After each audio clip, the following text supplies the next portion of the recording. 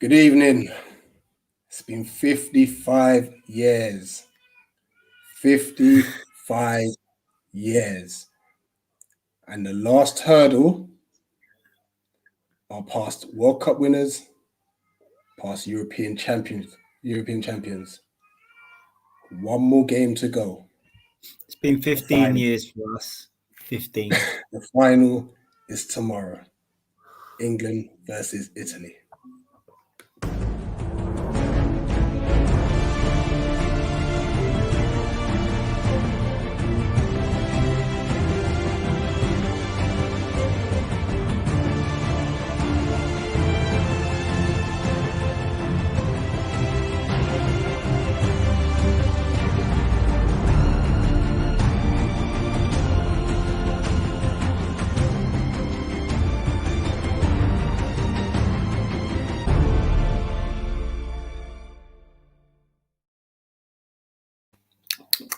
Good evening. Bonsoir. So actually, buonasera, with the Italian buonasera, man. You're right. This should be a good one today. Tomorrow is going to be mad. It's E-Day tomorrow, mate. You've seen the scenes across London. You got people climbing on buses. My God. Destroying the country. This is what you guys look forward to, win or lose. Absolute carnage. It's going to be absolute carnage if we win. But listen, let me just introduce my co-host to Euroscope. Leo, how you doing, mate? I'm all right, my man. Yeah, I'm obviously espressoing it to the max tonight. No sponsorship deal with Italy, don't worry about it. But if they want to sponsor, I don't mind because their coffee's on point. Double espresso, just have a little bit of this. Yeah, I hear that. For those who don't know, Leo is actually Italian, so he's kind of tried to play it cool. He has his omens, obviously, regarding the Italian national side, but they're in the final. How are you feeling about it? Always nervous, mate. Always nervous. It's one of them things of no matter what game we've played during this tournament, so I'm still at the same kind of levels of anxiety. It always plays in my head, but I don't really try to talk about it too much, no matter where I am and stuff. I've been at the gym the last 2 days, and obviously I've got an Italian flag, or the Italian flag, and Ferrari on there. So obviously everyone notices it when you're there and they're asking bare questions. I'm like, I'm not one to really talk about it, so I'm more like, it's one of them things that I'm just like, yeah, it's going to be a good game no matter what. I think both teams are cultured in their own way, and there's going to be battles all over the pitch, to be honest. So it's going to be one of those push and pull moments. I think they're both going to be very nervous, just as I am about the game tomorrow, to be honest. Listen, nerves. If you saw the watch on with me and KG on his channel for Denmark, nerves. So tomorrow is going to be a problem. It's going to be mad. It's going to be crazy. But you know what, guys? Like, we've got a few things just to briefly discuss, and then the rest is down to you guys. Just come in and let's have a chat. Let's air out our views. Let's get rid of the nerves. Let's talk football. You know what I mean? So we're going to start off with the first semi-final. And you can speak on this, because obviously, what a game this was. Oof. Well, what a game. What can I say? I mean, very fast-paced. Obviously, if we're looking at the Spanish lineup, you got to think about what Enrique done.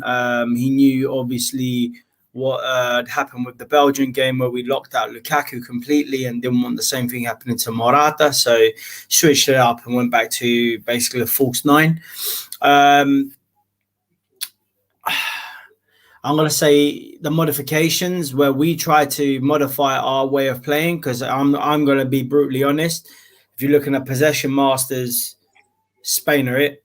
They know how to hold possession. They know how to slow down a game where they put the game kind of to sleep, and then boom, and then attack the team. And that's the way they did it. I mean, if you're looking at the way they actually played, is it Omar? Yeah. Olmo. I mean, the guy was unbelievable. Can play left, the right foot. Tactically, very agile on the pitch and really good. It's one of them things that I think if you look at it, he controlled, and then you had the pendulum, which was obviously Sergio Busquets. Yeah. He controlled that midfield. From an Italy perspective, it was initially quite controlled. We done quite well to withstand the pressure that was coming our way from the Spanish. And then obviously we broke the deadlock with that unbelievable finish from Federico Chiesa. And that's when he's been superb for you guys. Do you know what? I mean, it was brilliant. You know what I mean? It was just one of them things that it was just like, when it happened, and obviously there was a lot of adulation in my house. There was just like loads of noise. Me and Luigi obviously going bonkers about it. It was just great, to be honest. But then if you're looking at the switch up where Enrique introduced, grew up, brought in his team. He brought in Morata and actually changed up a lot.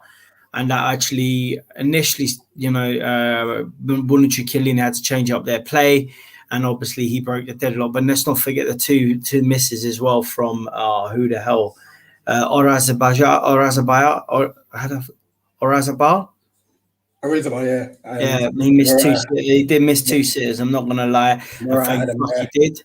But then if you're looking at Morata's finish, for me, it was kind of a control finish, but also a really nervy finish. Where normally, if you're watching for Juventus, he's more like boom direct. It was really like, no, sod this. He slowed his own pace down and just passed it into the net because he didn't want to miss.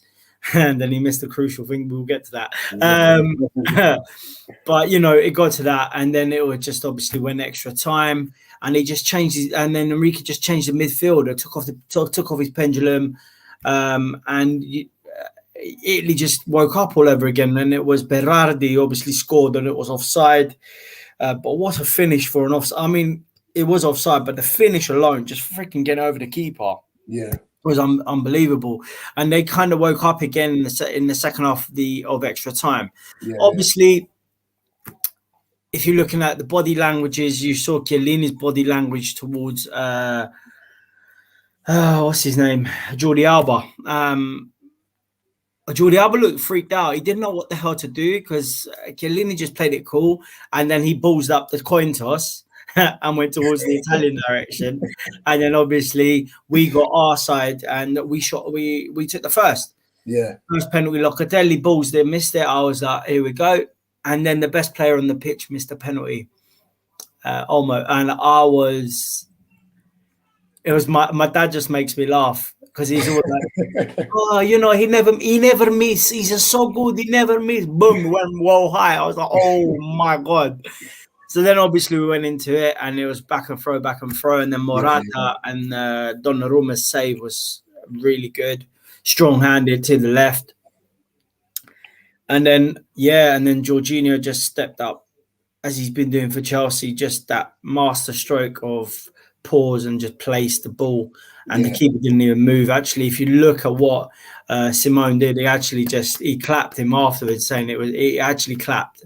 To be honest, it was a really, really decent penalty shootout. I shat my pants, I'm not going to lie. But we got to the final.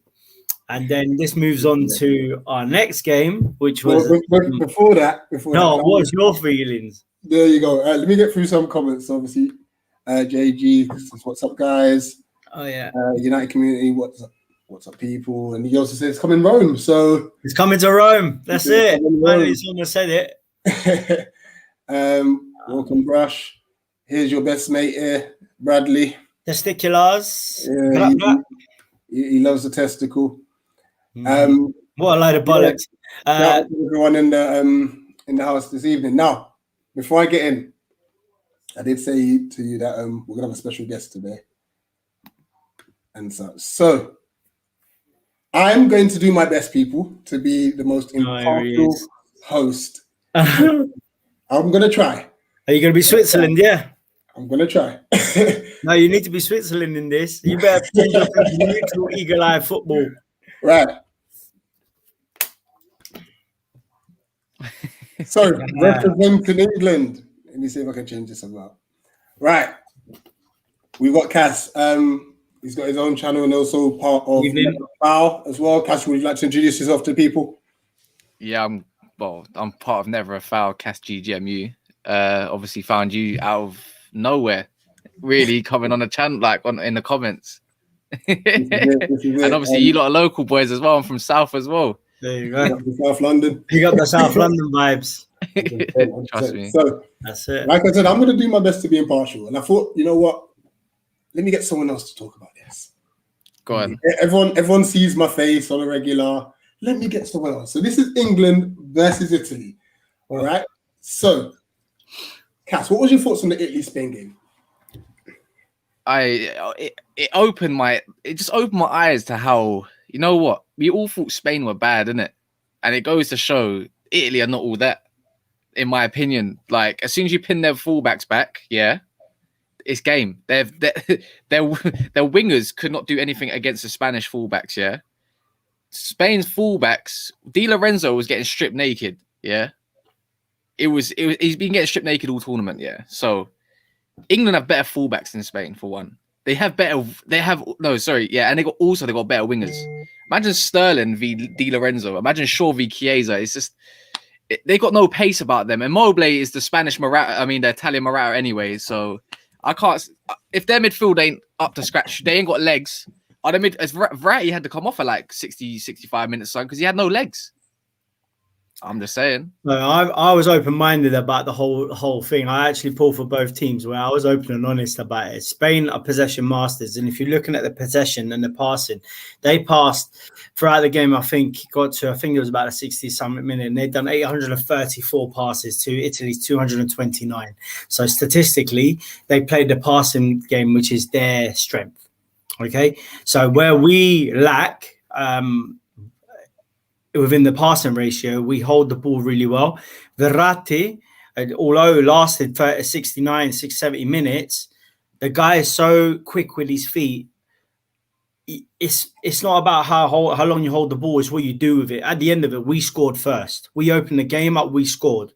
Difference is we needed that one action where you say Federico Chiesa is not he is in the top 5 fastest in the whole of the tournament. He's 20.6 miles per hour, and so is Sterling. So if you want to talk about pace, they're level on that. The fastest player in the whole tournament is, unfortunately injured, is Spinazzola, where he's 21 miles per hour. So before you start criticizing our left fullback, remind yourself, because we'll get to the Denmark-England defending, and we'll talk about that as well. Let's see what they did. We'll get to that, all right, before we talk about fingers and thumbs. But if you're looking at everything else, you got to think about, who taught the art of defending? Oh, here we go. The art of defending, okay? You want to talk about your Maguires and Stones, okay? If you want to talk back to Baresi, Maldini, Nesta, Cannavaro, now we're looking at Bonucci and Chiellini. We've always had the solid. Yes, they're older. Yes, they're old. I'm not going to lie. They are breakable. And you put a bit of pace there, they can flap. But at the end of the day, we conceded 2 goals in this whole tournament, okay? Where it's been directly there. It hasn't been like from shot from 3 million miles away and concede your first goal from like, let's not talk about it until we get to it. But it's one of those things where you got to look at, I'm not going to lie, possession was the key for Spain, which is what broke us down. They switched it up and put Morata up front. Morata broke through, but Chiellini and Bonucci know Morata. Okay, he's very quick with his feet. His finishing has been shocking at this tournament, but he can do those things, and that's why he scores in Serie A. And he wasn't very prolific in the Premiership, but he can score in the air, so they didn't use his aerial abilities. And he's a really good header of the ball. Yeah. But then yet again, as I say, his finish was very quick with his feet, but it was a nervy finish where if you look at his other finishes, always really bang, but actually he just passed it into the left of Donnarumma. All right. So I'm just gonna say, don't slate the defense, okay? Because at the end of the day, I didn't say anything about the centre backs. no. You're slating you're slating Di Lorenzo. You're slating our for good reason. Right standing Emerson. Okay, yeah, for good reason. You're looking at Sterling, which we'll get to as well. All right, you're looking at all your little pacey players. We need to shut down 2 players in your team. What's that? The centre mids. Listen, the way we shut down Lukaku and De Bruyne with Belgium, we beat the number 1 rated team in the world. Number 1. This guy wants to like this. This guy wants to be the advocate of not Italy and England going all biased, but yet he's trying to big up all the points for Italy. What we've achieved. I haven't said we've won anything, but what we've achieved, we beat the number 1 team in the world. I couldn't care less, bruv.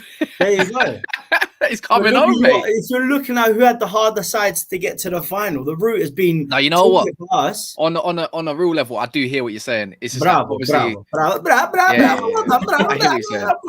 All right. So next, keep going. Come on. It's not political. It's not football here. All right, we're gonna get political now. Yeah, this is my way of England. If you don't mind me having a little thing on the forefront of the English advocate here. Yeah. Finish the Spanish-Italy game, then we get to the England-Denmark. Yeah, all right. So before that, with the England, if we're doing the England-Italy thing now, I just reckon if Italy do not sort out the wing back, I mean the fullback situation for you guys, because Shaw's on fire, Chiesa and Insigne against Walker and all that, the recovery pace. I reckon you lot are gonna have a tough time down the flanks. If we can push you back, great. Like, it's a long day for Italy. They're gonna have to do a lot of chasing. But then again, Italy showed they can dig deep, as you said, the art of defending, and they come out with a goal. And then they come out of another goal. Do you know what I mean? So, but I just reckon England's got a bit more clinicalness to them. And we also only conceded from an amazing set-piece free kick from open play. Like, there's no open play goals against us. So I can only think of that. But it'll be a good game. Probably extra time, probably penalties just to ruin the nerves for everyone. But yeah. But so just quickly, guys, I had a comment section popping off at the moment. So listen, guys, whatever your views are in the comment section, come on and say it. It is going off. We've got Belgium are washed. Mother fun call, but I swear to God, there were so many of you sucking off Belgium. We look at Kevin De Bruyne and B and boom, but now they're washed. They're washed. They're fucked. They're gone. They're nowhere near the tournament anymore. We watched them. We christened them, bruv. That's what we done. Yeah, Stones and up to Raw Football Talk. They shouted me out today, actually. Yeah, Liani and Bonucci walked, so Stones and Maguire can run. Bravo. Yeah, they're American based, but they got kind of like they're the best centre backs ever. But go on, okay. They got strong ties with Italy, so they were going to jump on today, but he's bravo. It's true, man. I'm not being funny, but these are your foundations to defending. Like Stones and Maguire, they're not like when we get to the Belgium. Sorry, when we get to the Denmark-England game, you'll see what your defense was like. Because if you break it down completely, I don't think there was much going on. If anything, no, there wasn't much defending going on. Your team melted, bruv, and I'm not going to get started about the melt. You know what? Wait. The melt happened. Can we switch over to the Denmark? Switch over to the Denmark. Come on, man. Move go to Denmark. We've got to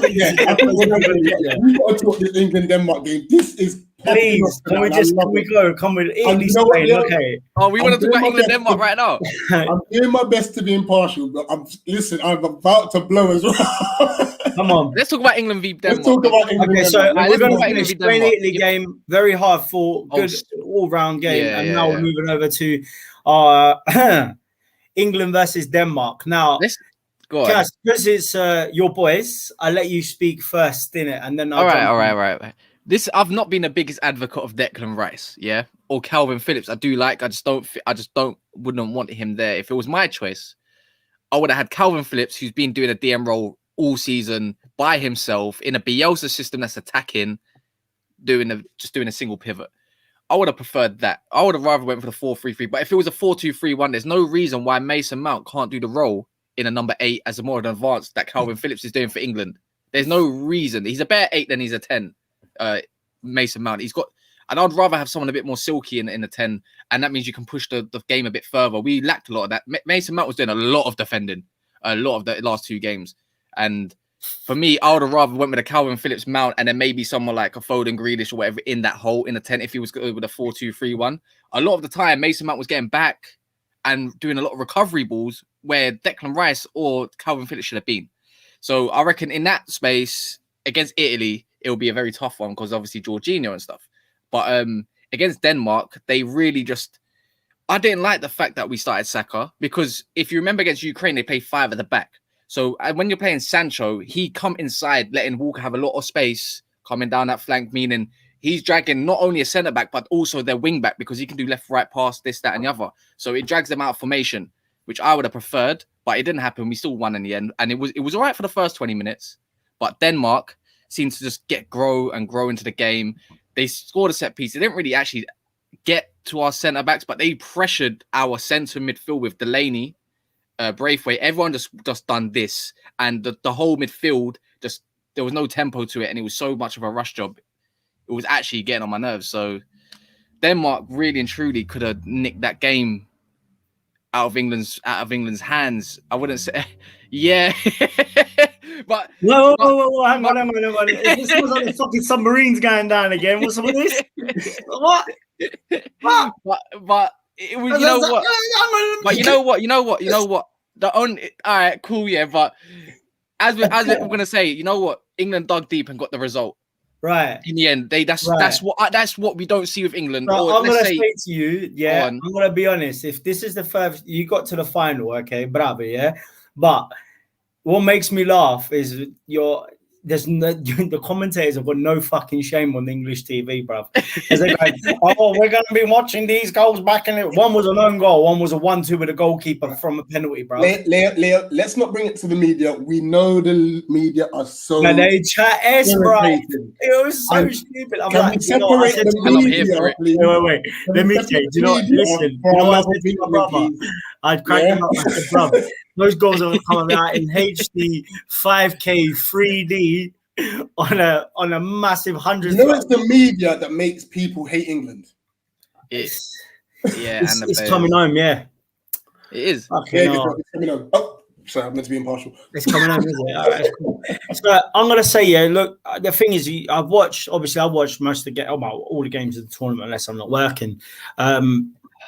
And if you're looking at the Denmark-England game, I'm going to say Denmark started really well and actually put your defenders under a lot of pressure. And actually, the flaws are starting to show a little bit where Stones and Maguire started, they were all a bit all over the place. And Pickford, had the shot from the free kick. And the free kick was unbelievable, I'm not going to lie. But it was, if you're looking at where it was shot, he could have done a little bit better. I'm not going to say anyone would have caught it, but if Donnarumma... You're not the only one that said that to me. You're not the only one to say that. Said if that was Donnarumma or someone else, they would have saved that. Pickford is short-statured and got a small hand. Okay? Where he's more agile on the floor, in the air is shit. And that was proven by one of those free kicks. So, and that's where, I'm not going to say, that's where his Everton qualities came into place. Okay? Yeah. That's where... you see what he's done all season come into play, and he was challenged. Okay, and I'm not just saying, I'm not being impartial, but if he gets a couple of strikers who've got just that eagle-eye shot, it's good night Vienna, buonanotte, man. You like it? It's good night Vienna, isn't it? And this is what you lot got to worry about, not just because it's Italy, okay, but if you got Insigne who just does one of those shots, or like Chiesa just breaks through. Even Immobile has got that potential. Immobile has not. It's one of those things. Immobile, if you're looking at Immobile and you're looking at Luca Toni during 2006. Oh, Luca Toni. Oh, you're bringing it all back. You're bringing it all back. 2006, Luca Toni scored 2 goals in that whole tournament. The guy scored 50-something goals. He was the highest goal scorer in Europe. Yeah. Same as Immobile. In Italy, highest. The thing is, if you're looking at the trajectory, okay. If you're looking at the trajectory of goals, practically the same. Immobile's got 2 goals as well. So what he does at club level, he doesn't do for the national team. But the difference is he's that physical effect where he can hold the ball and release the wingers. And then my problem is that he doesn't get quickly in it. I like Belotti personally. Belotti's got that upper body strength. He's just that different kind of formidable striker. Okay, unfortunately, he hasn't scored, but his penalty was just proves that he can just do things like that. Yes, it was a penalty, but the amount of pressure on a person who hasn't scored and there's a striker. But then you're looking at everyone, there's offers coming out for Belotti. Yeah, Forza Italia, lovely, man. I like the way you keep the way the tongue rolls. Yeah, of course. I'm not going to go with Belotti. You know, Belotti. What a bit of Only Fools and Horses Del Boy. Yeah, Monstu, Petit Pois, as they say in the Dorin. Yeah, it's one of those things where you're looking at, you know, watching England against Denmark. You going 1-0 down, I was like, Jesus, you lot are struggling. And actually, when it got to the first goal, again, Saka, why did he start? He's the one that broke the defense. He's the one that crossed it and obviously forced Jota to score the own goal. So at the end of the day, he forced that own goal. But if I went now and be honest with me, don't just say, yeah, do you think it was a penalty? Oh, 100%. Okay. You know what it is? It's not even the biasness of it. I saw it. He's not only just whacked it. I think it was a touch of like, obviously he didn't concentrate. Maybe it's tiredness, lack of concentration. He didn't need to all he needed to do was Sterling. Sterling got round him. He didn't need the body check. He should just, there was no one in the box anyways to really cross it to. No one was in there. Just leave it be. In my opinion, so there's another incident on the sideline as well. That when the Kane one was more of a penalty than the Sterling one. Vibes is on fucking gasoline tonight, bro. He's really things. Look at him. But when Sterling broke through to the right, did you notice something that was on the pitch? Another ball. I should have stopped playing it. Yeah, they should have stopped playing with that. Yeah. Now VAR is available. Okay. VAR would have picked up another ball. VAR would have picked up, actually, touch-wise, it was a light contact. Okay, he fell in the area, but the game should have been stopped. So now I'm not going to go back to the whole political jargon. It's at Wembley. Yeah. Home crowd. You got all the English fans are going to destroy their own country if the penalty wasn't given. Yeah. It's one of those things, right? I'm English, mate. I just say it as it is because it's fucking true. We destroy our own country, win, lose, or fucking draw. This country's stupid, bruv. It's one of them things where actually you need to look at your surroundings, enjoy the football, don't destroy the fucking thing. There's no reason to destroy that. You know what I mean? They're smashing up homes and roadworks. The road's already fucked. You've got to go and smash more of the road. What's wrong with you, man? So it's one of those things where actually, I wouldn't change it for the world. Look, it's taken 55 years for you lot to get there, but I'm just going to say 2-ball on the pitch. I've got a photo of it, which I can play. I can share the screen if you want to see it. But for me, I just think the game should have been stopped and it would have gone into, I mean, hopefully there shouldn't be an issue, Rich. I'll share the screen quick. Wait, are you allowed to, or would it get done for copyright? No, it'd be all right. It's a quick thing. So there's the 2 balls. Yeah. Literally right in front of Sterling. Now, if that was the other way around, how do you think that would have been played? I still reckon we'd have still beat Denmark. We was all over them. I still reckon we'd have. I didn't have no hope. I think someone would have squeezed in, but I say like the Kane one was more of a penalty. That should have been given. Kane was definitely a penalty, and they didn't give it. And I reckon maybe that's why they gave the Sterling one, because they knew they effed up. And if they didn't give that one, maybe potentially with the ball in the pitch, uproar, crazy. Like I think what I'm gonna say is now we're talking about the penalty shot itself. Leo, 1 second. I knew he was gonna miss as well. Before you go on to that, another factor. Obviously, there was a lot made of the German officials. That there was a load of German officials and stuff. Now, had the Sterling one not been given, as Cass rightly said, because the Kane one should have been given, to be fair, that in itself would have brought probably another political standpoint and stuff, which we just don't need. We just need to enjoy the game of football, to be honest. But England deserved the penalty either way. You're saying? Yeah, I reckon we should take it with a pinch of salt, you could say, in it. Really, it didn't happen. So, but I reckon we're still beating that Danish team. They're pulling up left, right, centre. Isn't it? Yeah. Oh god, this guy's being salty now, isn't it? Yeah, seriously, mate. Does he just can't? Just you know what, Chiellini, his comments were ridiculous as well about this whole thing. You know what? No one ever complains. You go to a World Cup. home nation. No one complains that the home nation's winning. You go to Euros, home nation, whoever it might be, you don't complain. But when it comes to England, being in a home nation and everything, there's absolute uproar about it. Who gives a crap? We went to Rome, we smashed Ukraine. We came back to England, we beat Denmark. Whatever, it's happening. It's just stop complaining, Chiellini. I think he's been a bit obviously sorry. Chiellini or Chiellini? What? Chiellini, whatever you want to call him. Yeah, is that how you pronounce it? Chiellini. Yeah, CH is Kia. So if you're looking at, okay, so we're thinking about, I mean, if you think I'm chatting shit, feel free, man. I brought, and there you go. It's reverted that I can talk. At the end of the day, I was brought up in this country, my man. I am British, Anglo-Italian, as I like to call myself. Anglo-Italian. Yeah. That's a good one. I'm going to use that tomorrow when I go Bedford. Bedford, if you know, is the home of Italians in England, pretty much. Mate. So it's also, isn't it a higher Asian community in Bedford, bro? Depends what part. See, but depends what part. Yeah. I'm not from Bedford, but all I know, there's going to be fights tomorrow. Do you know what? This is where I worry about this whole camaraderie, win or lose, man. Like, for me, the joy of winning, I mean, I've experienced it in 06, and we went to central London when we won it, and it was an unbelievable atmosphere, man. It was like 70,000 Italians. It was unbelievable. Yeah. But my worry is amazing, by the way. That comment is amazing from Vibes. The one at the bottom he just posted. The history of the England. If he does that, I'm gonna lose it. It's the history of the England, yeah. I might try. You might as well throw. Why don't we just throw him? When is your dormio day, and we'll stop with the racism there? Yeah, or what do you want to do? You know, I mean, no, I'm joking. Like, honestly, like, this is stuff of like. It is a stuff of dreams, man. Like, honestly, because going to school like during the 90s and stuff, 94 World Cup final and blah, blah, blah. Always a banter every year when Italy went to the World Cup, apart from the last World Cup. Before anyone throws that in there. Always used to say, imagine England and Italy get to a final.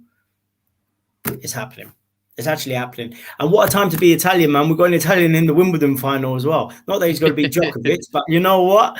Let's enjoy it. Right, it's a big game, big day of sport for tomorrow, man. So big up Matteo as well, man. Rome wasn't built in a day, but it'll take more than that for England to bring it on. Madonna. Guys, before I'm gonna chuck the link in. I'm gonna get people to come in. Yeah, I'm gonna say, man, England, Denmark, it was a good game. Actually, it was a boring game. I'm not gonna lie, man was falling asleep. I was like. So obviously, the first goal went in. I was like, oh, hello, and then obviously 1-1, and then it drew out to pens. But I think struggled, but got there in the end. What's your score prediction for tomorrow? Who's going first? Go on, Leo. Ladies first, innit? I mean, sorry, home nation first, innit? I'm going 2-0 England. I'm so happy that we're playing Italy rather than Spain. But go on. I'm going 2-0. I reckon it's going to be a lot. I think it's actually going to be a much better game than against Denmark, in my opinion. I actually 2-0 comfortable. I'm going to actually no comfortable. 60 minutes we'll have more. I reckon we'll have more of the ball as well. Like as in their half than they do in our half. And that's just me trying to just work it out. Like if it was against Spain, I reckon we'd be digging deep. But against Italy, with no legs in that midfield as well, if we can get past that. Imagine Jorginho having to cover Di Lorenzo and Emerson all the time. Can't wait. Getting shipped, mate. Mason Mount's going to hound Jorginho. Amazon Prime, innit, bruv? Yeah. What, Arsenal? Yeah, Amazon Prime. Yeah, I can't wait. Yeah, have you seen that? I cannot wait. I can't believe they put it on. That is comedy gold. That is comedy gold. Leo, score predictions. Whilst he's thinking, guys, I don't like doing score predictions, Rich. I know you don't, but 3-1 Italy. Guys in the comment section, chuck your 3-1 Italy. 3-1 Italy. 3-1 Italy. All right, but if you ask Luigi thinks this is what is going to happen, bruv. Italy are going to shove 4 past England. Oh, what's happened to my thing? But that's Luigi, yeah. That's not me. And you know, Luigi. Yeah. I say 3-1 Italy. If that happens, Belletti. But for me, all I want is a nice. I think both teams are going to be really nervous. I think it's going to be one of them games where you've got youth in the team and you've got experience in the team, but that's just going to be a mixed match. It's going to be it's just going to be unbalanced, man. I think there's going to be a lot of nerves on there, and I think that's going to show in the first 10 minutes of the game until it settles a little bit. And someone said that who is it? Said that am I fully half Italian, or what is it? Goldbridge part Italian. What does that mean? Oh, Mark Goldbridge apparently is part Italian or something like that. Yeah, both of my parents are Italian United fans, so se vuoi che ti parlo italiano lo faccio benissimo, va bene? Ma non scassare le coglioni, which means don't break my balls, bruv, yeah? Sono calabrese, okay? Non scassare le balle. There you go, my man, okay? Proven. Born in this country, but I am fluent in Italian. I've got an Italian passport if you want to get that as well. I don't mind, man. Leo, stop buying. Let him go fishing, man. Let him go fish. You know what? I'm actually happy. Immobile will start tomorrow, and I'm that suits Maguire and Stones a lot more than it would Belotti. I tell you that for a fact. I'll say something to you. If Immobile scores tomorrow, Jesus Christ, he ain't had a good game in a few games. If Immobile scores, yeah, you're coming for me, yeah. Nah, not at all, bro. I'm just gonna sit there. You know what? Remember this, anyways. Once Kane scores and when we beat you, I'm coming for you, anyways. It don't matter. Remember this. My man, it don't matter. Shameless. I'm shameless. I'm gonna say it. Tony Montana says it as well. Every dog has its day, innit, man? So at the end of the day, not that I'm calling you a dog, man. But idiot dogs, isn't it? They're old, isn't it? It's about. I'm old and I'm lucky. Yeah, I don't mind that, man.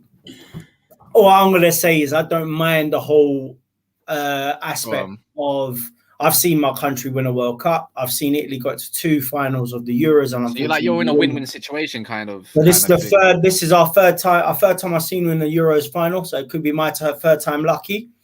But also in my head, in my trophy cabinet in my head, this is the only cup that I'm missing, man, and I'll clock football. I'm just saying. Well, I've seen my club level. You mean international? Wait, who do you? International Chelsea. So I've seen them win the league, all the domestic cups, and the Champions League, Juventus domestic league, and Juve.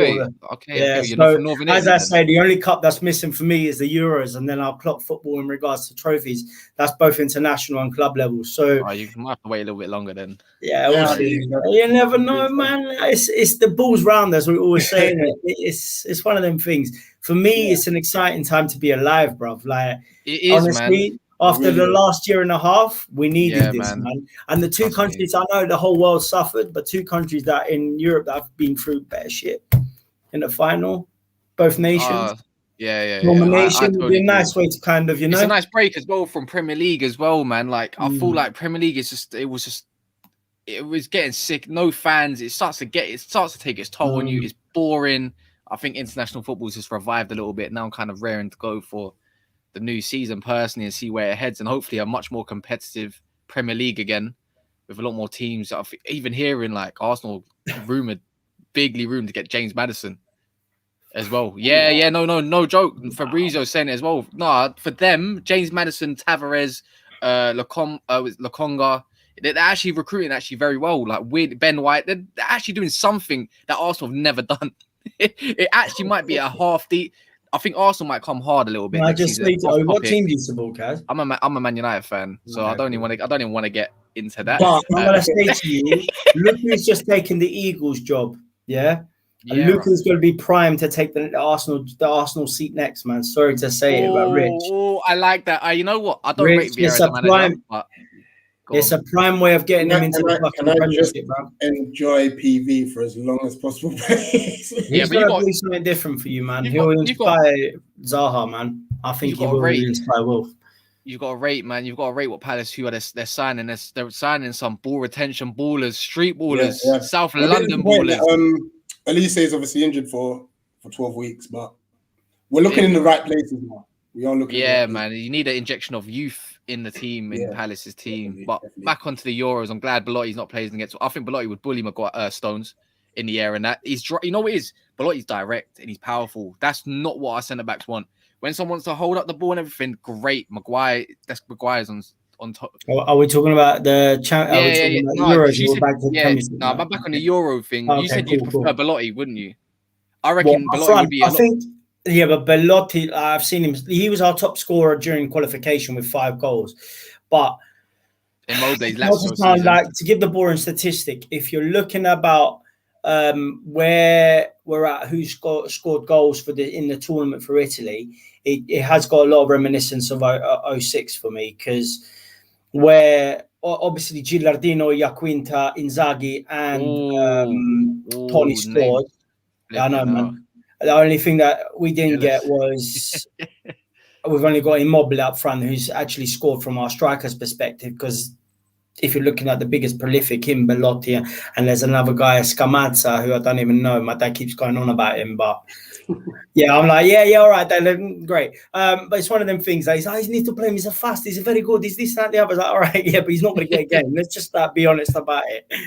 Okay, you need the big players for this. So for me, where we're getting goals around the pitch, it's got a lot of reminiscence of the 06 feeling. So I'm thinking about the team that we played in the final with that French team, where you had Zidane in his prime, although he balls it up, with the Materazzi. That was worth it. Yeah, it was worth it. I found out this year what he actually said. This is so when he was pulling his top, Zidane said, "You can have my top at the end of the game." Materazzi said, "I'd rather have your sister," and that's what made him headbutt him. You know what? That's what you want. If you know what? That's a good aspect to have, though.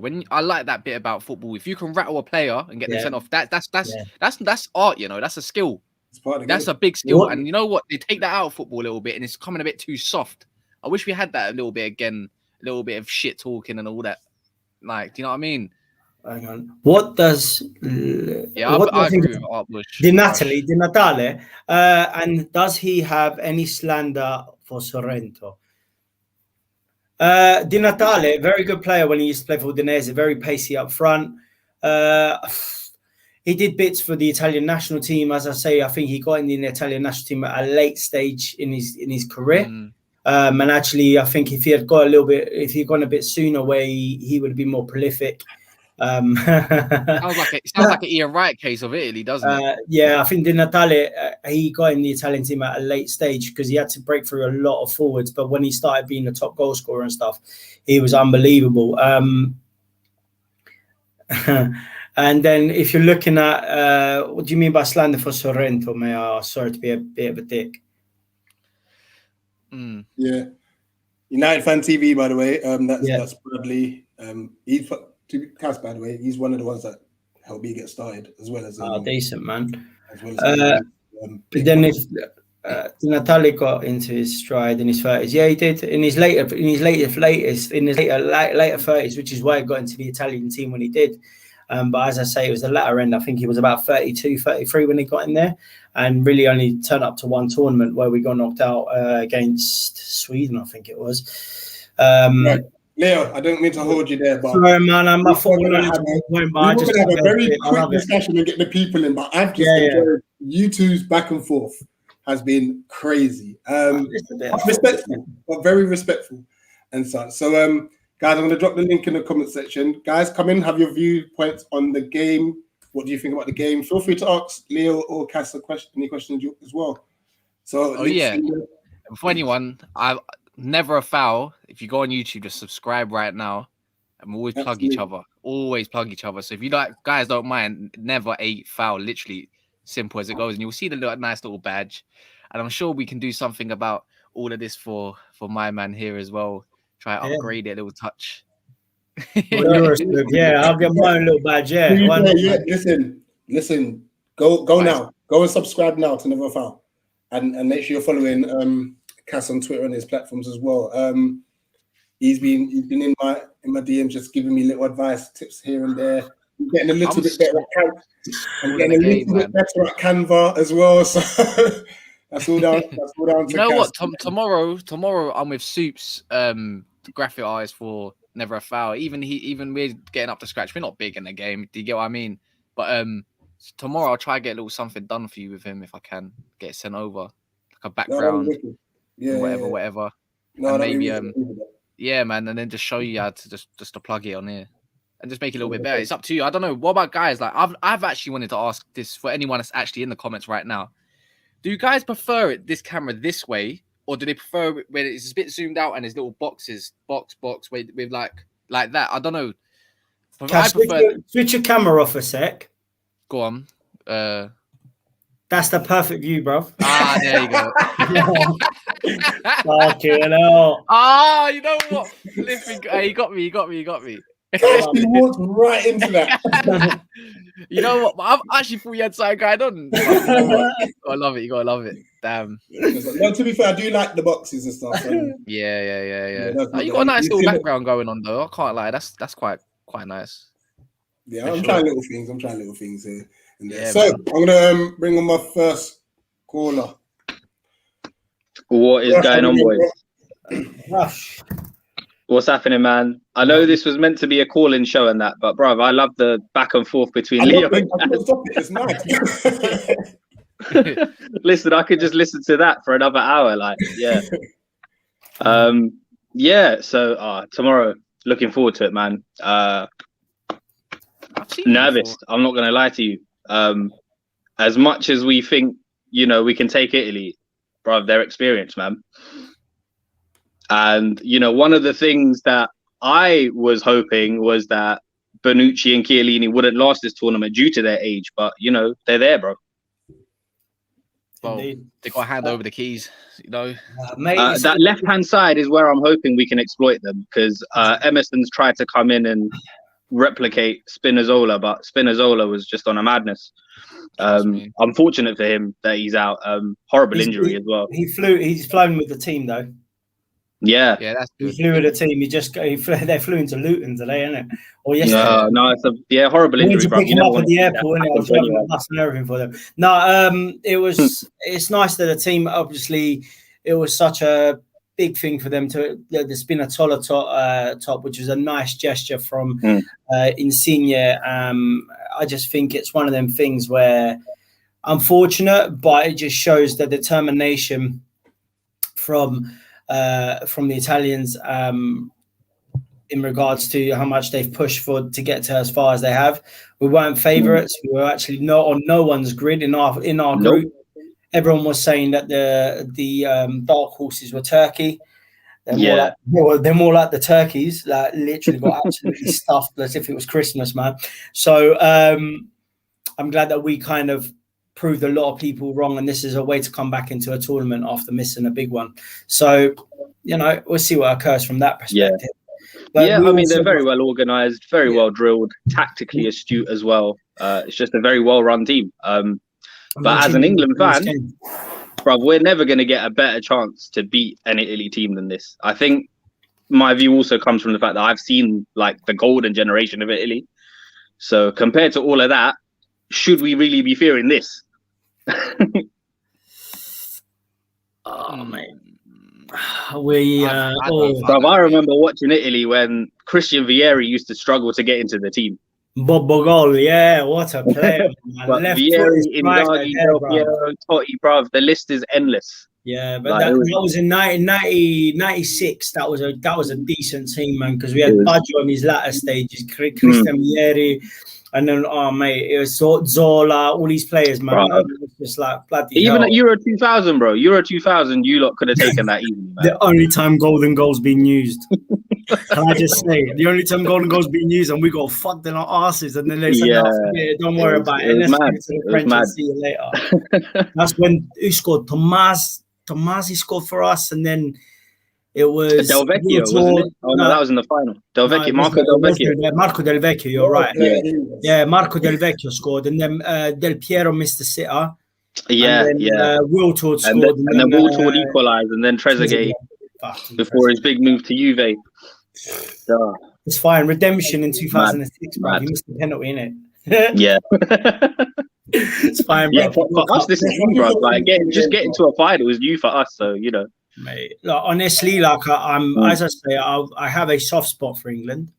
Never would support them. I've got a picture of me actually wearing an England top, which I do want to burn it. I keep looking at it. It's got my missus in it, so I can't burn it. But if you show it today, that's getting clipped up, mate. So yeah, keep that for now. Just because you said it, man, I'll let you see it. I'll let you see it. Yeah. It's just a one-off, man. You're never gonna see it again. Where is it? All right. There we go. Yeah, it's disgusting. Yeah, I mean, I was in Italy then, innit? So I thought we're in England. So, so yeah, I've got a soft spot for England. It's one of them things where obviously you're born here, you grow up here. And then when we're not in tournaments, I can say, yeah, I support England, innit, bro? No, I'll follow them. But it's just nice just to have that kind of banter. But as I say, 55-year wait. You can actually put something in colour now and not the 1966 collection on DVD. So, you know, it'll be one of them things. It's a momentous occasion, not just for you guys, the younger English generation, but then the proper youth as well. So it's something for them to remember. Yeah, absolutely. And the way we still talk about 66, you know, if we do it tomorrow, bro, for the next 50 years, this is what's going to be shown. So, you know. At least it's something different. Can I say one thing? 66. You know whose World Cup there should have been, but I'm not even going to have to open who's World Cup? 1966. Who's World Cup? Pipe up. And whose World Cup was it in the end? No, but who should it have been? England, obviously. That's what the man. It should have been Portugal with Eusebio, man. And I'm not even going to get started with the political warfare. And then if you want to look at one more thing, man, in what country did the World Cup get stolen? I don't know. In England, bruv. It was found by a dog in Norwood, bruv. All right? I'm about to sin bin you. Right, Rush, you got a question for Cass? Sin bin me my ass, bruv. What did you say, Rich? I didn't catch that. Sin bin me, bruv. There it is. Rush, do you have a question for Cass? Bruv, no, not really, you know. I'm just looking forward to tomorrow, bruv. And Cass is on smoke as well. You're not worried about Italy, are you, bruv? Nah, not really. I can't lie, but I prefer it to be Italy rather than Spain, personally. But... Yeah, you said that earlier. I don't know, you know, because, you know, we like to make lives difficult for ourselves. So whoever we played, it would have been me. It don't matter. I'd just rather not Rice play, but I'd swap Rice for Henderson. Yeah. I think Busquets would have caused us problems if we were playing Spain with their possession football and that. Yeah. We're gonna get down. Even though he's getting on in age, like I saw what he was doing against Italy, and I was like, "Whoa." Yeah, I don't know, man. I'm convinced we're gonna win. Obviously, I'm gonna win. Yeah, I'm a Man United fan. We're shameless. We don't care. Yeah, I just also I hope that the fans give a good account of ourselves as well, man. Because I'm not with the booing of national anthems and all that, bro. It's disgusting. Yeah, we've got I know it's only a minority, but it's so annoying when the minority are the loudest voices. It just looks bad on everyone. Yeah, it's true. I can't disagree with that. I'm not part of that minority, but yeah, they can do whatever they want. Just don't do it around me, though. yeah. So yeah, because tomorrow is a special occasion, man. I just want everything to go well. Yeah. Don't sell Stella at the pitch, and you'll be all right. But did you hear about Boris Johnson's going to do apparently what's it called? A bank holiday, but in August. When it's a school holiday. That makes no sense. Yeah. It makes no sense, even though no one's going to turn up to work on Monday regardless. So it's going to be go to work, but don't go to work. Even the people that do turn up to work, bro, they're going to be asleep at their desks, man. You know what? Raw football, I'm going to pick you up on that. If you boo the anthem, is apparently shame on you. No, it's not. It's just a part of football, mate. It's been happening for years. I don't personally do that booing stuff. I'm not going to boo out of TV for one, but like, I'm going to be honest. Yeah, if you got to be honest with me, Kaz, who's got the nicest national anthem, bro? Yeah, it's got to be Italy, isn't it?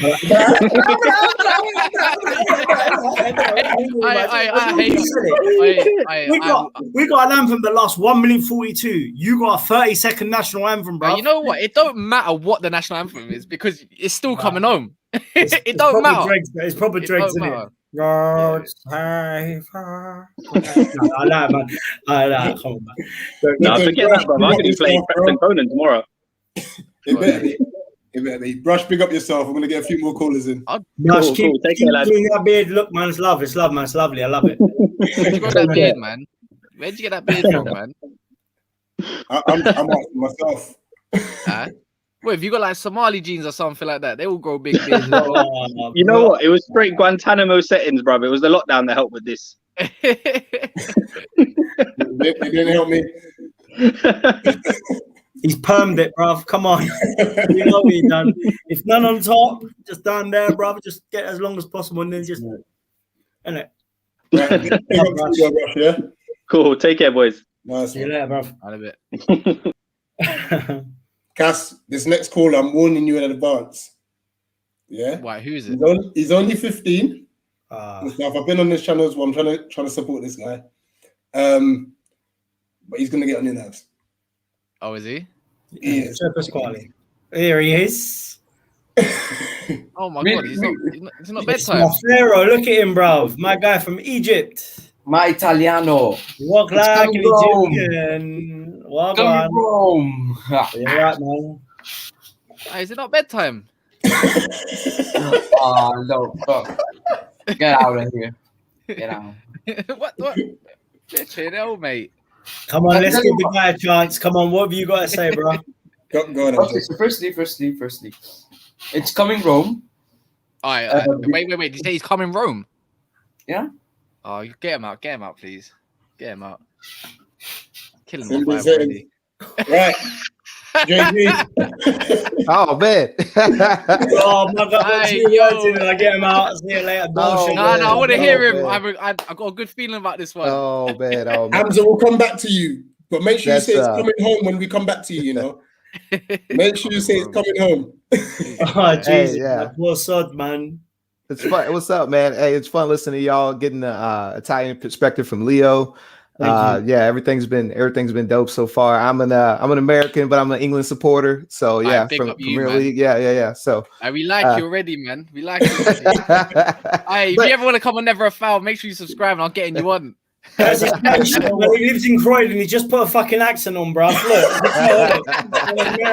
he's not American, bruv. No, Jake. Oh man, don't do me like that, Leo. Don't do me like that. You up, man. Well, I mean, it's just just from a neutral. I'm still kind of neutral, so I'm not like I want England to win, but I'm not as invested as you guys. And I mean, honestly, that shit is kind of annoying. Y'all get wild in the quarterfinals, like it's all coming home, and we got to hear the songs. But I still support y'all because I watch my PL every week, and I like to see the guys win one.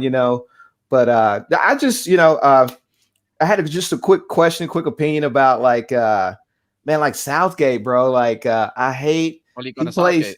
He's so conservative, man. Like I don't know if it's my I like super aggressive play. Maybe it's me coming up watching, American football and I'm like aggressive, attack. And it's like, oh man, oh my God, man. When he bought Grealish on and then took him off for Trippier, like what are we doing, man? I've got a freaking great Leo, hold on. Go on, guys. He shut up shop. You know what? I thought, what the hell is this guy doing? But he shut up shop. I mean, played ball for like 3-4 minutes just to kill time. Oh my God, like that tightness, man. I hate sometimes I feel like you don't deserve to win if you're not attacking to try to go get it, man. Like you just clamming up, like your player, like the beginning of the game, they were obviously like super tight, man. And it's just like, and get Mount out of there because he don't know what to do with fucking Kane, like dropping back. Excuse my language. I don't know if we can cuss. With Kane dropping back, I don't know. Mount's out there looking low. The midfield, like Italy's gonna boss the midfield if we're playing timid like that. And if they can play with pace, man, we're just gonna be sitting back and watching, just watching Italy boss the game. And I love I watch some UV games and I love Chiesa. And Chiesa is one for the future. You know what? That guy is going to be one of the best. You know what? Oh my God, that's exactly it. You know what? That reminds me of? See Southgate, yeah. He reminds me of Ole Gunnar Solskjaer. Proper man manager, just no tactics. Yeah, that's it. But I just want to get a little bit more aggressive. I heard you say. I think that was you said earlier. One CDM. Just stick one CDM back, and we got so many wingers and attacking midfielders that are ballers. Just that's why I said Mount in the 8. Yeah, man. Just Mount. He was looking. I mean, some people said he created a lot of chances. I didn't see it. I was watching the game along with Richie KG. I didn't see it. I feel like Mount was out there lost. Get somebody. Yeah, get somebody out there, man. But like you were saying, if you give Chiesa any space, man, outside of the box. Like he's nasty. He's racking it up, man. He's nasty. I do think we got the. I keep saying we because I'm rooting for him, like I'm English or something. But I do think English to me, mate. I do think England has like the wheels though. Like England has like the good win. Like I didn't see any English players like against Denmark. Like Denmark was wore out. Like those dudes, he said he was taking them out because they were wore out. And like England's conditioning somehow is like, even though a lot of these guys play like 60 games, like, the conditioning has been great so far. So, but he still should have made some tactical changes, man. I think, what's that midfielder name is Barella? I think Barella might be a little like he's a baller, I think too, but I think he might be like I wonder if it has to go like an extra time. Like, is he going to be winded? Because I thought he against Spain, I thought he might have been a little tired already, but I think like cardio wise, I think England is going to be good to go because somehow or another they got good lungs for this right here. Yeah, you know what? Yeah, let me preach on that. The longer the game goes on, the worse it gets for Italy. They ain't got the minerals on the bench like that as England do. They just don't. And no, none of this. I love it. I love it. They don't. Who have they got to really like? I'm gonna say one thing, Kaz. But what fucking game have you been watching when Italy plays? You know what? I said like no, as much as England, bro. You haven't got the talent as much as England on the bench. That's what I'm saying. You got Pessina and that. I kind of do rate him. You know what? I don't know why you don't stick to Loyer at right back over Di Lorenzo. I don't understand. He had a sick start to the tournament. I don't know if I'm saying that wrong, but the Toloi, the one that plays for Atalanta, the Brazilian, because Di Lorenzo's on the left, so you want Toloi will be on your right because Toloi plays where Emerson plays. So on the left, you can play Bastoni on the left, but Bastoni is better in the center. But also he's been doing bits for Inter Milan. So if you're putting anyone on the left, you take off Di Lorenzo, put Bastoni. But Bastoni is not as fast as Di Lorenzo. So if you're looking at the pace where you're looking at it all. If you're looking at when Spinazzola was on the pitch with Di Lorenzo, the pieces that were coming through, it was unbelievable. Atalanta's players got ballers. You know what? Big up them because their wing backs can do either winger or even fullback. They're sick. I love Pessina is another one. He very good utility player. There's a guy from Germany. What's this? And he played for Atalanta. No, Pessina. The winger for Germany who was like Guzens. Yeah, very good. So you got to think about Gasperini, the manager for Atalanta. He plays on the youth system a hell of a long time, which is why he's with Atalanta for such a long period of time. And in the long run, it's one of those things where he's invested in that youth system. Atalanta brought through some amazing players. You think about players that put back in the past. So like Filippo Inzaghi used to play for Atalanta. Christian Vieri, Atalanta. These Ahmad too, players, Man United. I'm a Man United fan as well. Ahmad, yes, that's what he got. Yeah. I'm so sorry, man. Never a foul, JG. Support them as well. And the United Fan TV and the United community. There's I'm gonna pick up. Hey, I'm not gonna keep you up long. I just wanted to I just wanted to rant about like South. It's so disappointing. Like, I feel like we have like I don't know about our backup goalie, but I feel like we almost got two whole squads that can be competitive. I'm not saying they can win the Euros, but I feel like we could take most of our bench and compete if we had like a good coach. We can't win the World Cup. Well, Verratti said that in a press conference. To be honest, he was very open and honest that England could put another bench, put another team on, and still they can still be tactically aware on that pitch. So I hadn't been following European football, but like a hardcore, but like a few years, and I felt like my dumb ass could come out there and just throw some guys out there better than like I was just like he's so tight. Like that's just against my soul to be like with all of those. Like if you do not keep. It's like an old military saying, like, if you took your best unit in there, like, don't keep the Ferrari in the garage, man. Like, why are you out here, with your little, your Civic, Honda Civic? I don't know if y'all have those in England, but like, I love the way you went for the Italian car, Ferrari. But you got to get the Ferrari out of the garage, man. But I think it's going to be a hell of a game. Get the Mini Cooper out, bro. That's what you need. The British man. There you go. You know what happened in Mini Coopers? You know what happened in Mini Coopers? You remember that film, the great the Italian Job. Yeah. Italian Job. Oh, that's a dope movie. That's a dope movie. Man. We got the Abarth, innit? The mini Lamborghinis, bro. You seen them, innit? Oh man, hey, Southgate got to get them Ferraris out, man. He got to get the Ferraris out, but he's not doing that, man. He's playing safe, man. We're winning the World Cup next year as well. Score prediction. You know what it is? Who's better in Europe? No, but be honest. You got France. You got Italy, who are going to be even better next year. You got Put England. him in the sin bin, Rich. Put him in the fucking sin bin. I swear down, bro. This is what England's got the talent to win it. Hold up. The coach, like, he did outcoach. You got the sun. Look, the talent is saving Southgate. This talent is saving Southgate. The coach. What's your score prediction, mate?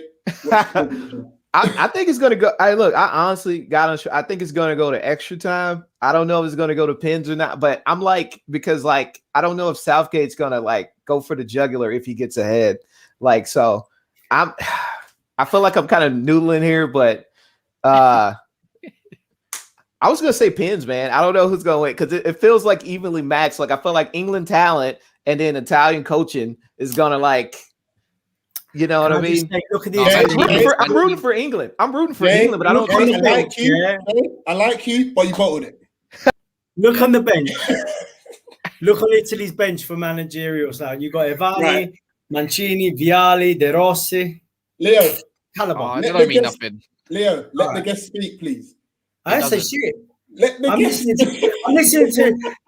to the news at 10 up the top, bruv, where he's chatting about England will win the World Cup over here. No, wait. Let's get onto that quickly. There's no outside of European football. Yeah, Brazil are not the same. Argentina are not the same. Yeah, I never said USA are upcoming. Don't get me wrong, but there's a big possibility that someone in Europe will win the World Cup next year. That's what I'm saying. And England do have the players. A minute ago was England. Now it's someone in Europe. All right. No. But what I'm saying, England have the caliber of player to actually win it. They actually have the caliber of manager. You're starting to use the youth system, which is what Trevor Brooking wanted in the 90s, and it never happened, bruv. And the team that actually is giving you a lot of youth players is Aston Villa at the moment. West Ham. These players are coming through there. And then you got to think about United had Lingard and then sent him to West Ham where he proved his worth. Yes, the team is a bit smaller, but look at what he's done. He's done business in the PL during this. Yeah, get 40 million for him. Ship him. Yeah. You don't like him? No, it's not that I don't like Lingard. Sorry, what was you going to say, Rich? No, I was just going to say... Let me get too rich. Big up to you. Yeah, I didn't even get to say later, isn't it? Hey man, later guys. Hey, I was about to dip anyway. Hey, I had a lot of fun, guys. Nice to speak to you guys. It's the Englishman in New York. No, I can see you later. As Justin says down in the comments, it's coming home. But yeah, no, Lingard, I would ship him. I think he's not going to get as much game time as he would like at Man United, and I think he's enjoying himself. He's had a lot of mental issues as well going on with his personal life, obviously with his mum, his grandma, and all that kind of stuff. He looks like he's enjoying himself, and I'd rather favour that for a player. I'd rather ship him personally and let him do his thing and let him thrive where the pressures of Man United is different. Even Ben Foster said it. The pressure of being at Man United, some people just cannot hack it, and some people can, and it's as simple as that. Hamza, you had a long sin bin. You're going to say it correctly now, yeah? I said it in the chat. I will stay loyal. It's coming. I like him. Right. I like him. What's your viewpoints?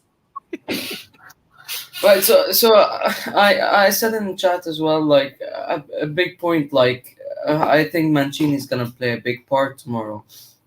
I think with his experience and with how like the passion that he's given to this Italy team, it's just massive, and I feel like Italy are really strong. Wait, where are you from, by the way? From Egypt. Egyptian. He's Egyptian. Oh, what? Are you That's why I call him the Pharaoh, bruv. Oh, sick, because he's one of your regulars. He jumped on the last. He gets around quite a few and supports the channel. So listen, Hamza, get over to Never a Foul as well, man. Yeah, we got a Man United channel on there called Trafford Tunnel. If you ever wanted to come on as a guest or anything, Kaz, I've subscribed as well, bro. Nice one, man. You're a Chelsea fan, right? Yes, brother. I can get you on with Blue Wave. I'll talk to Jay about that. Decent. Yeah, there you go. They got the big Chelsea. He's got guests coming on from Chelsea Social and all that. The big boys and all that stuff. So I'll definitely hook you up. Sick. There you go. This is what we're gonna do in this community, man. We're gonna support each other, 100%. Yeah. I'm only here for KG. I'm joking. I'm gonna speak to him. Nice. All right, man. KG's a busy man. He's thriving. He deserves it. I remember watching him on what's it called, True Geordie's channel. I was like, who is this guy? It was Man United v Man City, and all you see is this big guy and a corner guy like yes, like this, and you see McTominay score that 2-0, and I was like, who's this guy? Always a liar. He kept saying always a liar. My God, that clip, I was dying. Clip of always a liar. I don't know what's going on with United stand, but I couldn't care less. What's the score prediction for tomorrow, Hamza? I think that it's a tough one because I said 2-1 to Italy because I think Southgate's gonna like mess it up because I don't think he has the experience to lead a team to the final against a strong Italy team, and but it's at Wembley, so it's kind of like, it's gonna. I don't know which team is gonna play into his hands, so probably I'm gonna go Italy 2-1 and extra time probably. On extra time. I feel like Kessie has had a really good tournament. I feel like he's gonna play a big part tomorrow. Barella as well. I think he's gonna shine tomorrow. Chiellini has been really good since the beginning of the tournament. I thought he was done, but he was really good. And speaking leadership-wise, he's been class. Like leading a team, Italy team like that, it's unbelievable. So I would favor Italy tomorrow, but I feel like Wembley is gonna play a big part in this, and I feel like it's gonna come to Southgate on whether he chooses a right squad to play against. Italy. What squad he's playing with, though, man. It's gonna be it's just the same squad, but whoever is on the right hand side. Yeah, exactly. Because I mean, look, I'm not a big fan of holding midfielders, and like I would say like if you want to compete against Italy, I don't think that the way he played against Germany was good. But I felt like the Germany team was the chosen was crap. So they got through that, and so I feel like he should play a one holding midfielder because I feel like Declan Rice could do this job on his own, and either Phillips or Henderson, and I would go for Henderson because of experience. So we'll play also as well Grealish to get that creativity. Because I feel like Grealish. Would you drop Mount? I would drop Mount. Yeah, the last game was bad. He was bad last game. Oh, my chest. Let me say something. You know what? I was screaming for Mount to come off against Denmark. I was confused. Like, why is he going off? Like, what has the guy done to be on? Wait. All right, I know Leo probably would have offered this. What Mount does goes so under the radar because it doesn't always look great to the eye. But best believe in the England team, he's created the second most chances on the shore. But they won't tell you that. Mount does such great. He's got legs, drive, power. He can technical ability. He keeps it going. He did get tired against Denmark, but he's needed. That guy is phenomenal, in my opinion. You might have a different opinion, but if you watch his game off the ball, his is his best part of the game.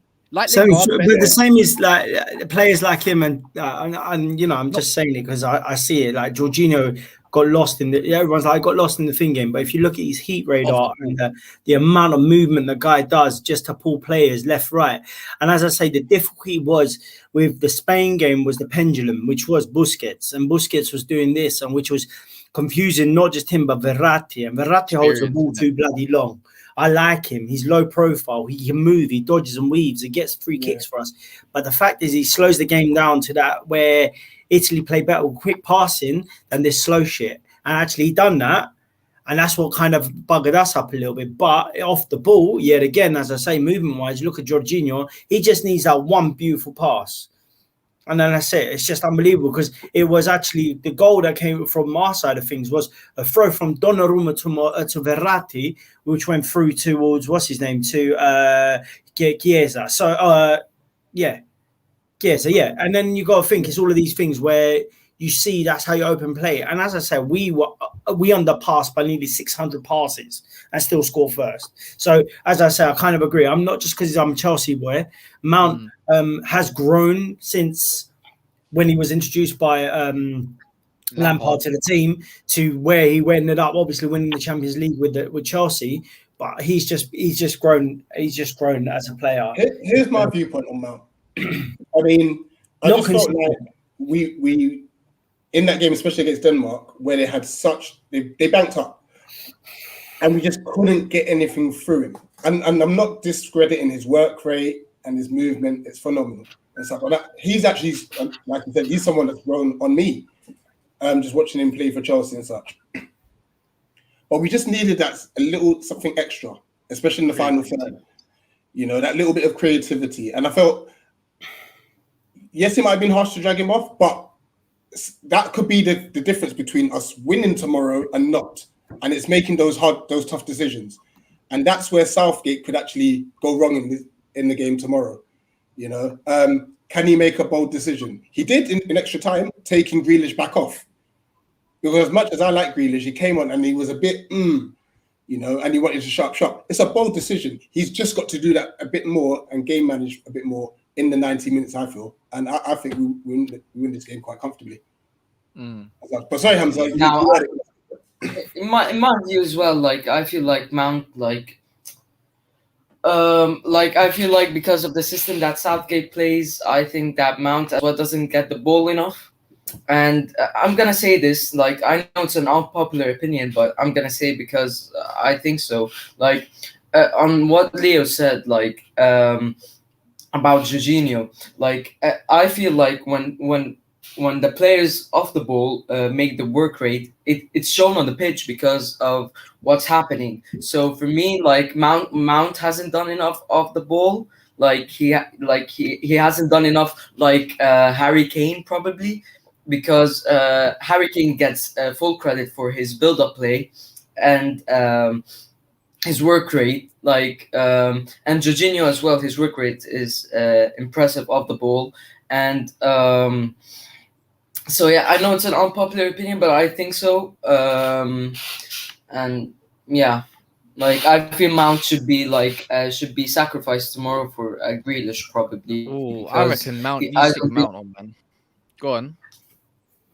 I think Mount should be dropped. To be honest, he doesn't. I'm telling you, it's not going to happen, man. It's too much. It's not going to happen.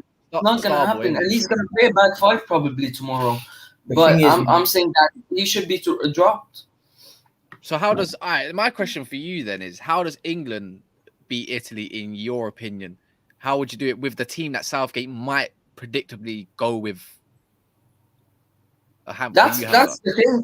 I'm saying it's gonna come to Southgate's team selection tomorrow, because if he plays with the back five, then I feel like they're gonna hold their defense well, but I don't feel like they're gonna create attacking threats to Italy, because Italy are strong at the back and they're gonna press high up the pitch. So for me, it's gonna all come down to Southgate on whether he chooses an unfit Mount. And the right winger, like probably Saka, doesn't fit the game tomorrow because he doesn't have that experience. For me, you put the likes of Jadon Sancho and for me, Grealish. I said it plenty of time. Grealish should start, but he's not gonna do it, and he's gonna put him as a super player. Let me just say one thing. You need players that are unpredictable in games like that. Okay, so Olmo, unpredictable for Spain. Pedri, unpredictable for Spain. Excuse me, and that bamboozles players that know the team. So what? Obviously, if you're looking at the Spanish, they changed their shape, which confounded the way Italy defended throughout that whole game. Because obviously we're used to having that prime striker to attack, to defend against or mark.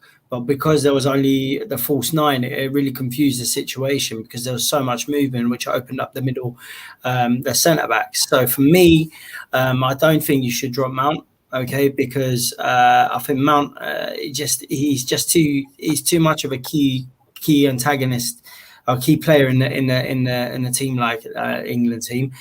You need unpredictable players like Saka. I'm going to say to you, one, he shows no fear because he's young.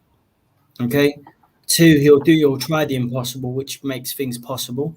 And this is me now being honest about it. Okay. But what I would think about is it's not down to just Southgate's picking. It's the mentality of the players, because the nerves, being at home, never been to a final. It's gonna be a lot of pressure on them, and they just need to take a deep breath and see what's going to happen. Do you see what I'm saying? Because I think it's one of those things of how the players absorb the situation shows what kind of England will come out tomorrow against the Italians. Mentality-wise, do you think Saka is actually mentality-wise high? Because I don't think so. Because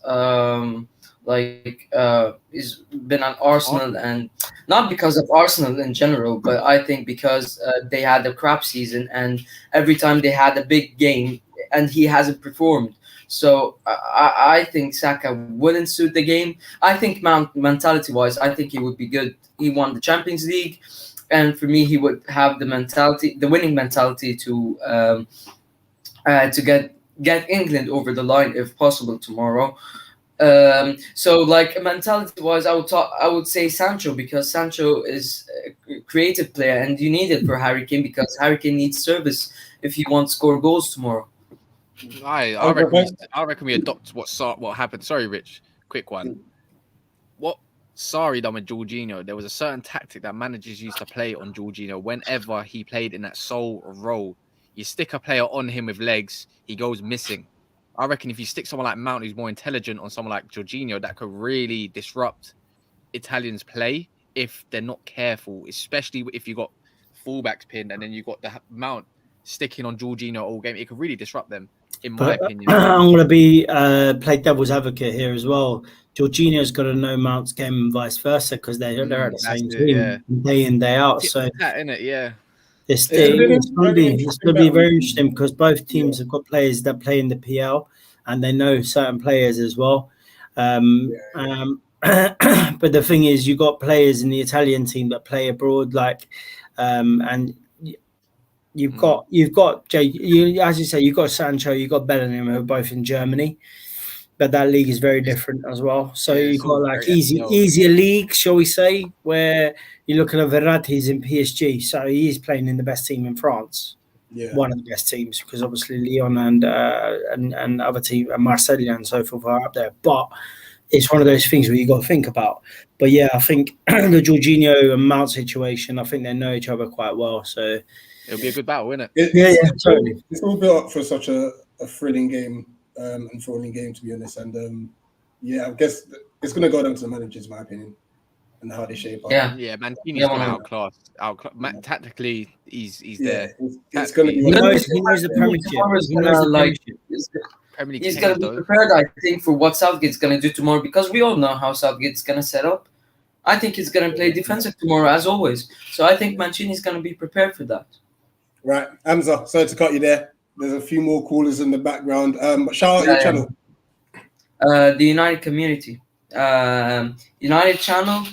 And also like Premier League matches. Interesting Premier League matches. And that's basically it, really. Guys, this guy, Hamza, he's 15 years old. Yeah, he's got a lot of knowledge for a 15-year-old. A lot of knowledge. Man. So, big up to you, Hamza. Yeah, thanks for coming on. Yeah, make sure you follow me on Twitter, man. I want to talk to you. Hamza, did you hear that? Yeah? Yeah, I'm going to do it right now. Yeah, do it. Wicked.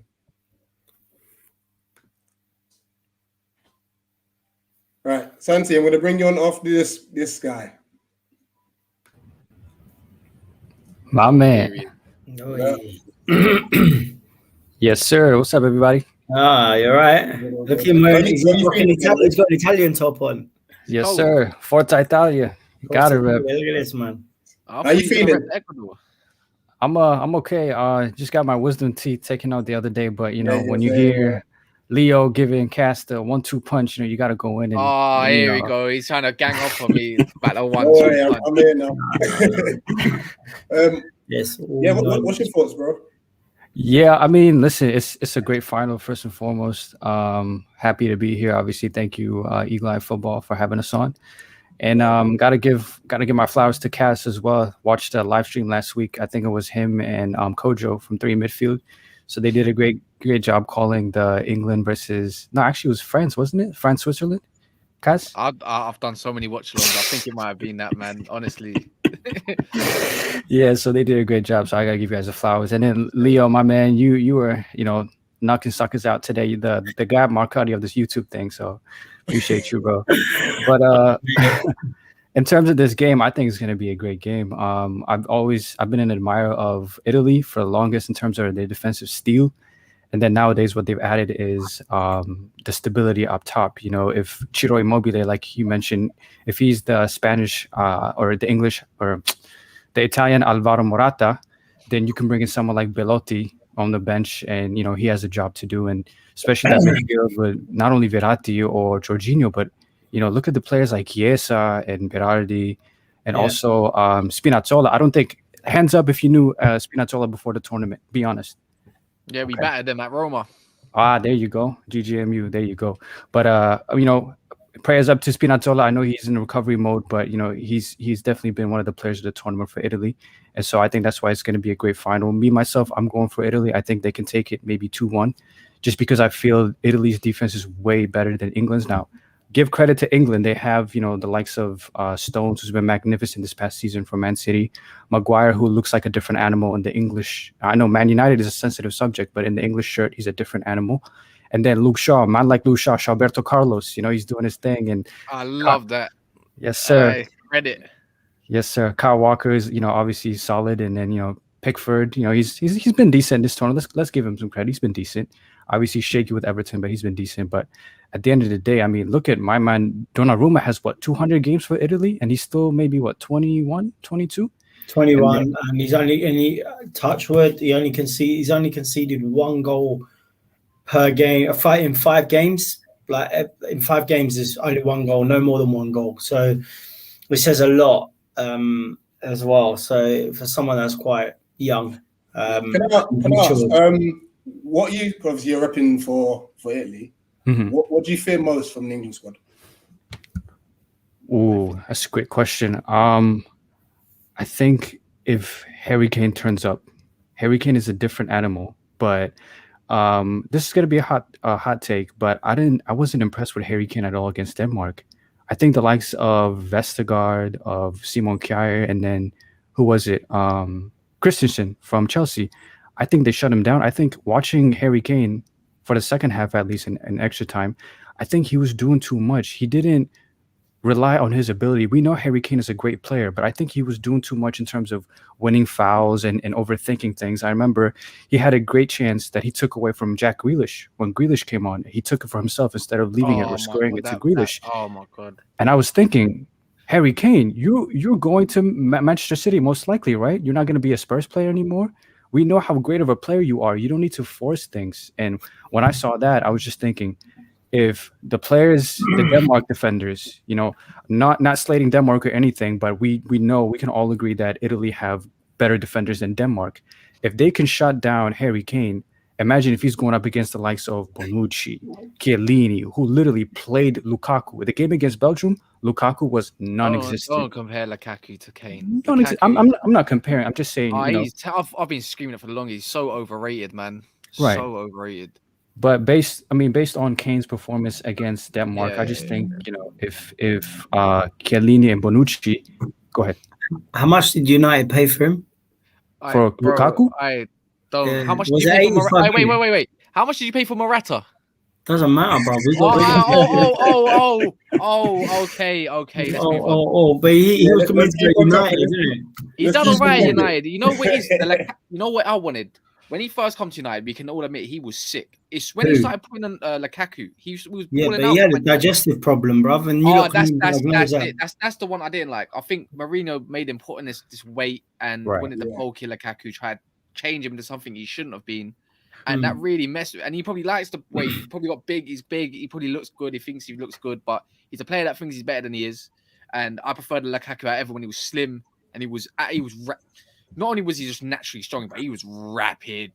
Do you know what I'm saying? He was gone, but Lukaku overrated, man. Mentioned in the comments, like he trimmed down at Inter and he was so much better for it. To be honest. Yeah, and he was. he's trimmed down. He needs to trim. He needs to trim down even more. Yeah, he's so big. Like he's so big. Muscle mass, yeah. Target man.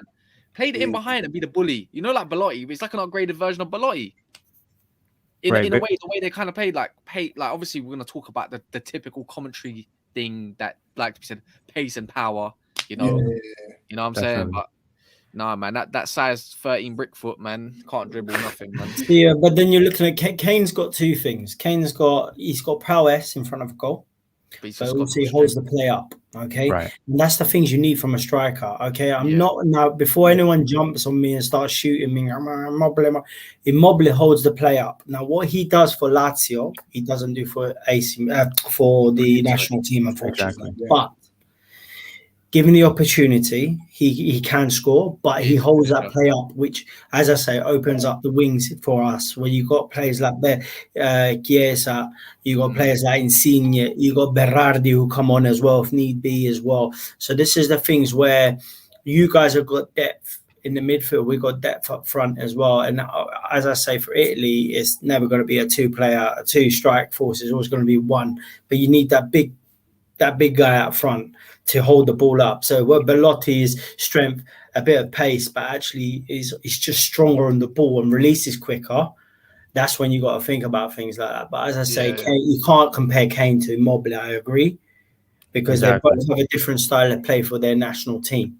But put them at club level, okay, you're looking at where they both score goals day in, day out, and actually they're both at club level, at high levels, where Immobile was the highest goal scorer in Europe.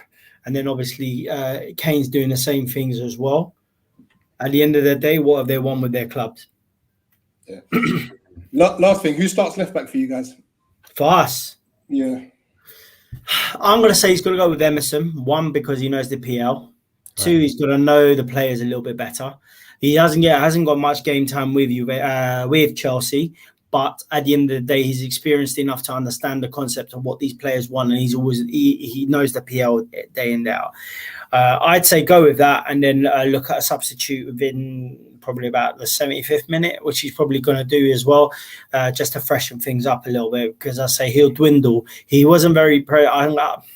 He's a very different player to Spinazzola. You can't rate him like Spinazzola, but at the end of the day, he done his bit. Didn't do much, but given the opportunity, he's got good control of the ball. If he releases himself and he gets into position, like he did against Atletico Madrid, he can score goals as well. So he's got that kind of vision for goal, but he's just got to be in the right temperament. For me, he's going to go with Emerson again. Yeah, I think. I definitely agree, and I think at the end of the day, whichever team has the best defense is going to win. I think it might be a close one that goes to extra time, like we've seen a couple of times with both nations. But I don't know. I think if my prediction is, and this is very specific, so I think Italy takes it 2-1. Sterling gets the first goal of the match, and then Italy comes back with a Domenico Berardi screamer. And then Chiellini, who's been, talking all week, will pop up with a header, and Italy will be crowned champions. So that's my prediction. That is very, very, very deluded. Very deluded. Hey, Cash, GGMU. That's one thing we can agree on. Shout out your channel, Raw Football.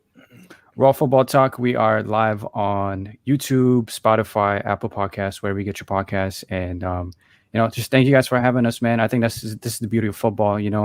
We're in the States, you guys are in England, but at the end of the day, we all have one thing in common: is we love football. And I think, like Leo mentioned earlier, we all deserve this. Football, man.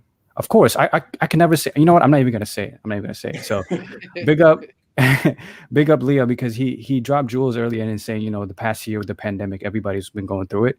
So we deserve this, and let's just enjoy a great game tomorrow. But at the end of the day, Forza Azzurri. Listen, thanks for coming on, especially obviously wisdom you've taken out as well, man. Yeah, good luck, man. Keep dosed up on whatever you're taking, man. Yeah, whatever's on your neck, that's what Italian's gonna have tomorrow. What's that? What did you just say? Wherever he's got in his neck, the neck brace is that's what Italian. That's just gonna keep him. That's gonna keep it us warm, man. You're not gonna have neck braces with whiplash. It's fine. It's good, man. Love, guys. Appreciate you. Take care. Right, we've got 2 more calls. 2 more. Nice, busy one. The last one is mad energy. So I'm going to save him for last. All right. I'm going to bring up the more cool and chilled Santiago. Here he is. He's my You're co-host muted. with Get it on to get off mute. So, we were talking cars earlier, and Ferrari's great car. Well, as I should say, Ferrari is a great car, but the gas mileage, it's not going to get you there. So very much like the Italian defense, combined age of 70. I think it's going to be Italy's going to come out swinging. I think it's good. I think Chiesa is going to pop in an early goal. I think it's going to make England fans sweat until about maybe halftime or close-ish, where they'll tie it up, and I think that ultimately England is going to end up getting either a late minute winner or maybe like an overtime winner. Not always, but yeah. So England, who haven't conceded from open play, is going to concede from open play. It's a bold prediction, but I think that's kind of what it's going to be. I mean, I am favoring England, on that end, and I could see Leo's face. It's not happy about it. Oh man, there's so much shit I want to say. I just can't be bothered because the route you lot have had, you've not played anyone that's been Germany. What Germany? Wait. You want to talk about it? Muller up front. So you've had Belgium, yeah. Wait, you've had Belgium and an out-of-date Spain, yeah, and we've had Germany. Germany and we can say Germany and Belgium. There's not too much difference, but I reckon Germany are the better team than Belgium. Name me your route. Well, obviously Ukraine is the easy one. Let's get that straight. Yeah, Germany. Yeah, we've had Denmark, who's better. I reckon would have beat someone like Spain as well. They've been absolutely on form. Yeah. Who else was there as well that we had? There's been name me like. So it was Germany, Denmark, then. No, Germany, Ukraine, Denmark. Yeah. So who have Italy had? Germany's group stage. Remind yourself, Germany was still the group stages. Yeah. Oh no, it was after the group stages. Yeah. But the problem is didn't go out. Yeah. But then you got to look at the looking at the German team, okay, do you know where they were? They're at the same rebuild stage at Italy when we didn't qualify. What about Belgium and their out-of-date flipping golden generation? What are you on about, bruv? Their old out-of-date generation. You got Jan, Vermaelen, Vertonghen, and Alderweireld. That is disgusting. Disgusting. Okay. Okay, and if we're looking at FIFA rankings, bruv, where they rank in the world? Look where Wales are ranked. We're not going there. We are not going there. Those FIFA rankings are fast. We're not going there. We are not. No, Santiago, continue. I'll agree. Like men's had like Mexico ranked at 10. That team is not ranked 10. Oh my god! And I can say that as a Mexican. Do you know what? I'm not even gonna start with this. The routes have been very different for both teams. I'm gonna say we've had a little bit more to deal with.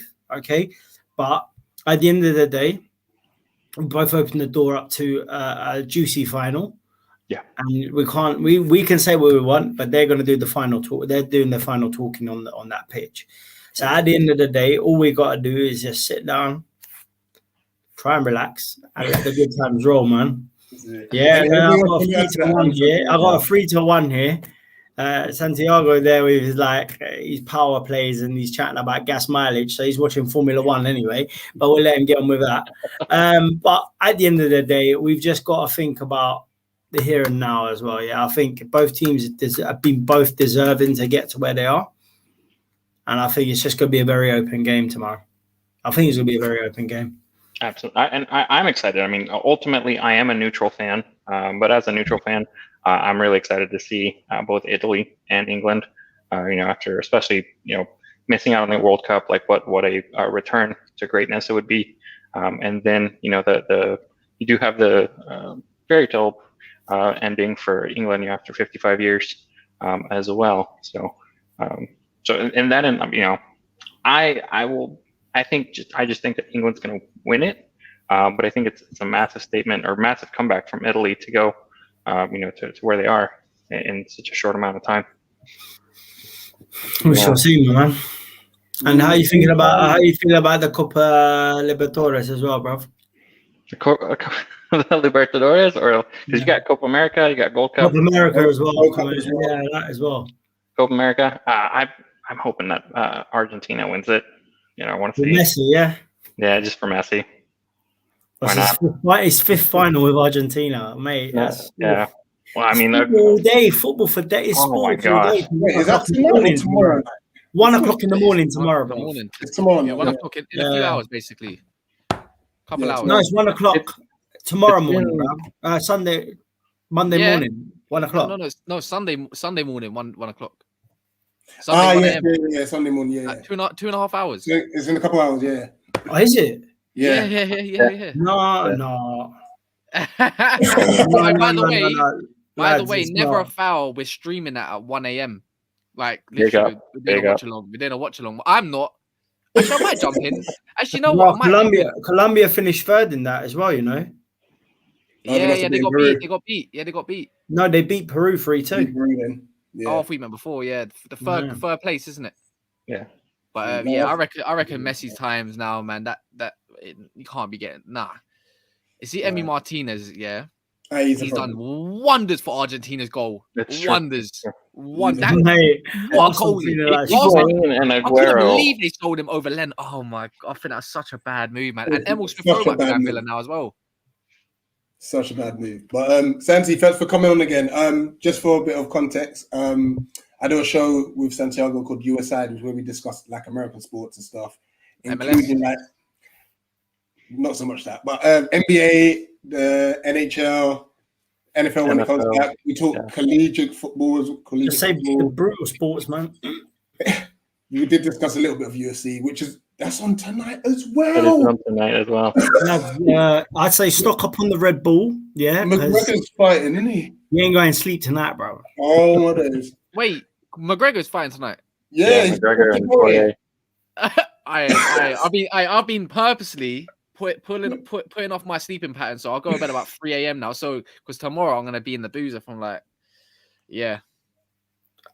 we'll be like, I've just started following Never a Foul. Where is he? Man's in fucking prison, bro. Doing those next. Yeah, it's like, how was the game? I don't know, man. I was so wasted. I glassed someone in the face. It's gonna be. I'm not an angry drunk man. Big up to you, bro. All right, peace. Peace, Santiago.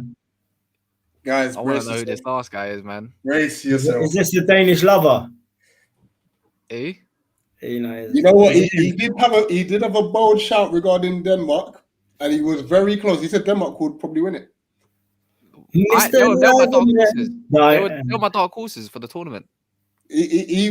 Boy, but this guy's gonna bring energy. And Cass, if you want to do any content with teams outside the Premier League, here's your guy. Hello. Look at him with his little green screen and everything.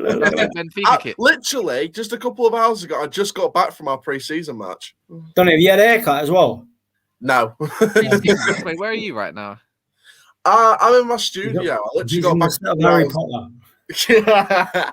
I literally just got back a few hours ago from watching my team play Rosington in the first pre-season match. How'd you get on? Team? Won 4-0, to be fair. A first half hat trick from a former United under 21s guy on trial. So United fans, thank you. And former QPR striker on trial scored a second half penalty, which wasn't a penalty. But yeah, I think we did well today. We showed some good stuff. Got to interview the manager. Got all players recognising Who's your team? Donny Rovers. I got an interview with Rich Wellens after the match.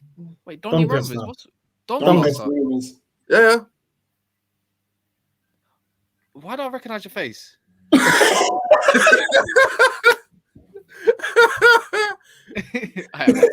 What's your channel? Yes, let me get your channel up right now. Right. I'll put it on my thing so you can see the name. Right, go on. But yeah, like Donny, how many followers you got? Tell him, man. I'm halfway to 700 subs now. That's not bad, bro. This is my second year on YouTube, so good lad. But no, I got to interview the manager after the game, Richie Wellens. I got the weird thing is, nearly half the just over half the first team recognized me from my videos. And I found out that John Bostock, man like John Bostock. Yeah. Alice. He immediately recognized me when he came over. Says he's a big fan, wants to pull the numbers on his YouTube channel that I do, and he shows some of my videos to the dressing room. I did not expect him to say that today. And I didn't expect most of the squad to say that they're a fan of the content and watch the videos whenever they can. I didn't expect that at all. No, that's brilliant. That's brilliant. What's your thoughts on tomorrow? Because I know I literally got off one football match. I don't even go to fucking another one. when we spoke after the Denmark game, the passion. Yeah, go on, Tutton. What's your thoughts on tomorrow? How are you feeling? That's it. Forever Mate, football. Yeah. It's like the passion I had for that game was because, I was thinking of my ancestors that never got to see today and never got to see this match. So, it meant a lot, this victory. After 55 years, it meant so much. And, yes, I did say Denmark would have probably won it because I had no idea that England would get to a final. I had confidence to get to the semi-final, but never the final. So, there was a sneaky feeling that I thought England were going to destroy my predictions, but in a good way. So, but you know what? Denmark can take all the credit in the world for where they've got to, with everything that went off in the start of the tournament, with the start they had to the tournament results-wise, to come back like that and reach a semi-final over France, over Portugal, over Germany, over so many other teams that probably on paper would have had the squads to reach a semi-final at least. Fair play to Denmark because they've done them amazingly. But I think I had a sneaky gut feeling that this year was England's year. So I can hold my hands up and say I was wrong with my predictions. I thought Denmark was going to win. If we win, then I can say my predicted winner was getting knocked out by the eventual winners. Tomorrow. So I'm not gonna fucking sleep tonight. I'm not sleeping till Wednesday. I think I'm gonna be partying for the next week. But I think that I think we're ready for this. I've just got this sneaky feeling. I love this guy. What's your Twitter at? I'm getting at you right now. That's I told you the energy's right, You know what? Doncaster in League One. I watch quite a bit of League One football ever since I watched that Sunderland documentary. I thought, you know what? Let me watch some more League One and get in touch with it a bit more. Yeah. She said, yeah. Yeah, we've been through the rough times, so I think we need some good times right now. But nah, I think we need it. I think we need this moment. I think that Italy. I think a previous caller kind of guessed it a little bit when he said Italians coaching with England's quality will keep balancing it out. So I think it will be a more even game than I thought, but I think we're going to get the 2-1 win. I just have this feeling. I feel like we could concede, but due to a set piece. But the reason why I don't think Italy will win, Jay, the reason why I don't think Italy will win is because I don't feel like without Spinazzola, without the kind of set pieces they've been working with before Spinazzola got injured, I don't feel like Italy have that cutting edge. They only just got ahead of Spain, and Spain weren't exactly the greatest sides. Spain weren't playing the best, and they scrapped that game on penalties. So and to be fair, the Austria game, I thought they scrapped that as well. I think Austria sort of got unlucky with that one. So I think Italy could run out of luck. And, it's not just a great victory because England wins a final and wins a European trophy for the first time since '66. But they've never won it before. Yeah. They've never won the Euros and they've never won a major trophy since 1966. Bravo, yeah. And also, Italy's got this whole unbeaten run going on. If we beat that, that's amazing. That just shows how good we are, that we can stop this massive unbeaten run that Mancini's put by scrapping results and getting 10. This unbeaten run. We're 10 unbeaten right now. So yeah, exactly. And to be fair, we've only conceded one goal in this entire tournament, and that is because of how good our defense has been. So I feel like we've got the edge tomorrow. I just have this gut feeling about tomorrow, but mate, I reckon so, man. what a weekend of sports, man! What a weekend of sports, and I'm about to get this tomorrow night. I swear to God. I think we all are, innit, Suits? I think I'm gonna get pissed for the first time in my life. Go for it, Leo. I love the fact that you're calm and composed at the minute. I know you're bursting. The Italian life, my man. Just very calm, man. We just drink ice, nothing else. Aaron, what's your score prediction? I'm going to go 2-1 England. I think Harry Kane and Raheem Sterling will get on the score sheet. I think Italy might score a lucky one with Immobile or one of the defenders, maybe from a corner or something. I don't know. It's hard to predict, but I've sort of gone with that. I think if Italy don't start Locatelli, it'll be even more comfortable. When Locatelli comes on, it'll get harder to keep that lead, but I think we'll keep it. I've got a question quickly. So I've been doing a bit of digging, as you do, and you're a bit of a singer, I hear. So there's a new chant out for the Italians, for the England fans. Do you know it by any chance, and can you sing it before this maybe ends or anything like that, or before Which you go? chant's that? You can stick your twirly pasta up your ass. You can stick your twirly pasta up your ass. You can stick your twirly pasta, stick your twirly pasta, stick your twirly pasta up your ass. I've got a response to that as well, isn't it? Oh, here we go. He's gonna outboring. Go on. You can stick a cup of tea with fish and chips, the whole Big Bang and the Harry Potter with his friends, a shepherd pie with London Eye. And no one understands it, mate. We can sing the lyrics as well if you want it, bruv. Your cows only up your ass. There it is. You can stick your cows only up your ass. With fish and chips, the whole Big Bang and the Harry Potter with his friends, a shepherd pie with London Eye and Aston Martin piston hand up your ass. There you go. Yeah. Oh, banner for days. Aaron, before we wrap up, shout out your channel. Oh man, from a football DRFC, man, we've uploaded some mad content today. We've just announced our 6th signing of the summer. Jordi Hawula, former Man City Youth Academy, 2-year deal, striker, amazing. I love vibes, man. I love it, man. Some content from the Rosington main match as well. Match vlog, match review, interview with the manager Richie Wellens after the match. He was bright spirits after the match.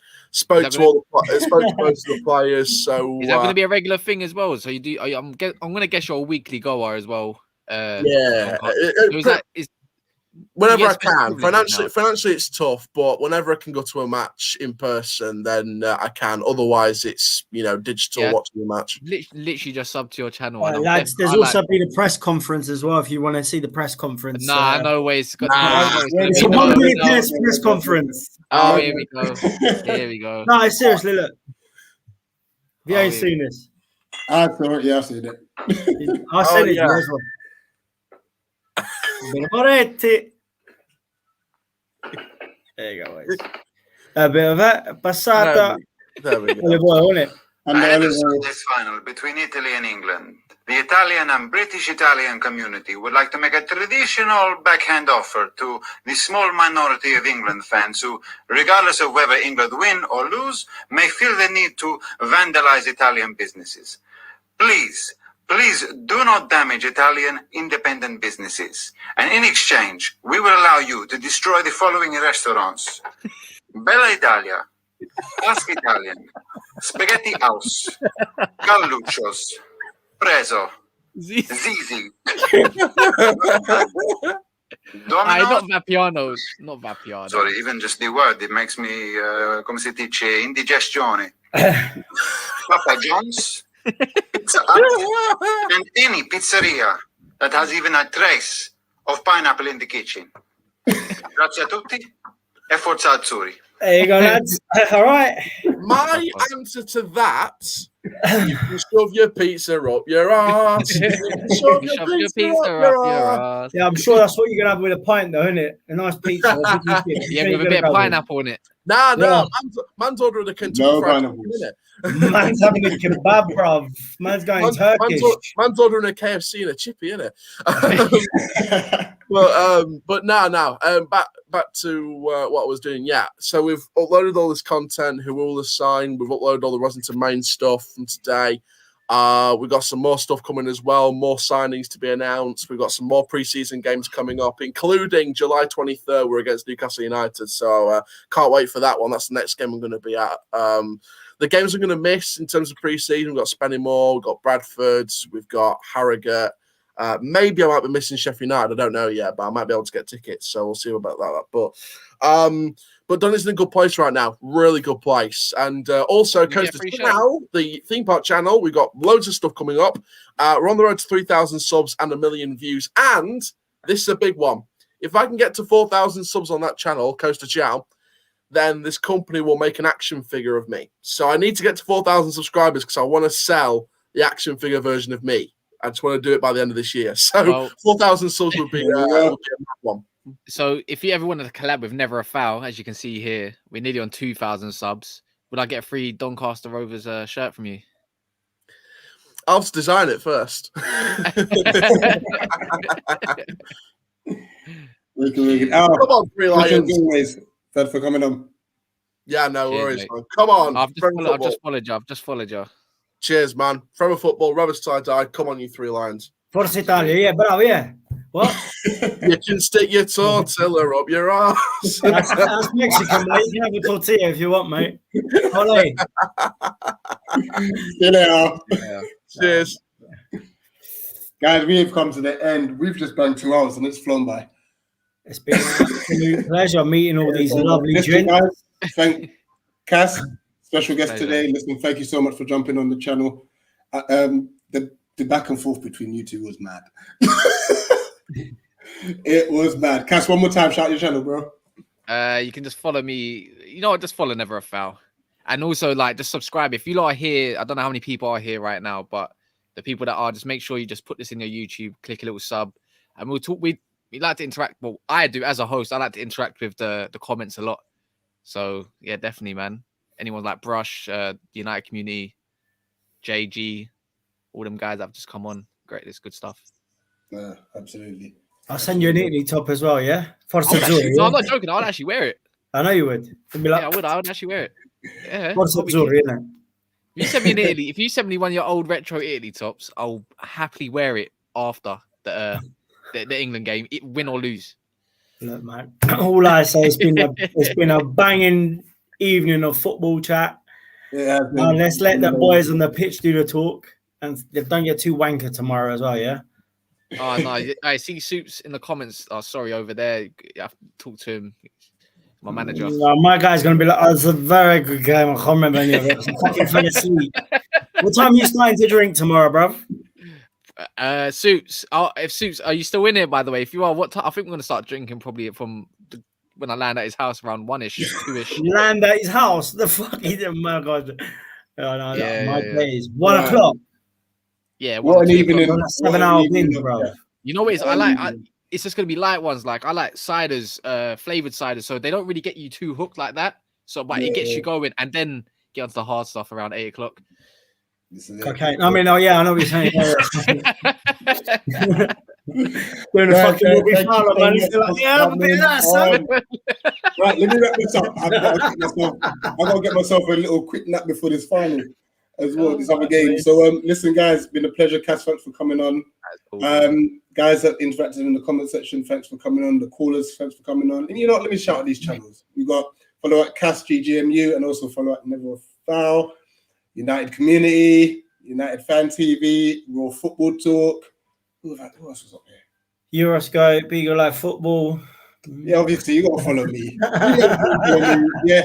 For those who don't know, I'll probably should be doing the watch along with KG tomorrow on his channel, KG the Comedian. And you did it with him, yeah? Yeah, should be doing that with him tomorrow and such. So you're about to get another 2,000 subs or so. That's the plan, man. That's the plan. Jealous, I grow, we all grow. That's how we're gonna do it. I make sure you put it all. I thought you were plugging Viagra there, man. Yeah, definitely. I grow, we all grow. Yeah, definitely. I make sure you shout my name for him, man. Get me known. I'm gonna do that. I'm gonna do that. Listen, if you can actually pop on for a bit as well, in the comments, Are you going with him? 7:30? 7? Might be 7:45. I say you kind of cool. I'll be in a pub by then, but I'll go on my phone and remember. Just drop a comment and we'll make sure we get out. Some bell arguments in the pub. Guys, subscribe to Eagle Eyed Football. And we're out, man. Yeah, cool. Peace, Forza Italia. Get out of it. It's coming home. It's coming home. Fratelli d'Italia, boys. Forza Italia, yeah. See you later. Right, go eat some pasta. See you later, lads.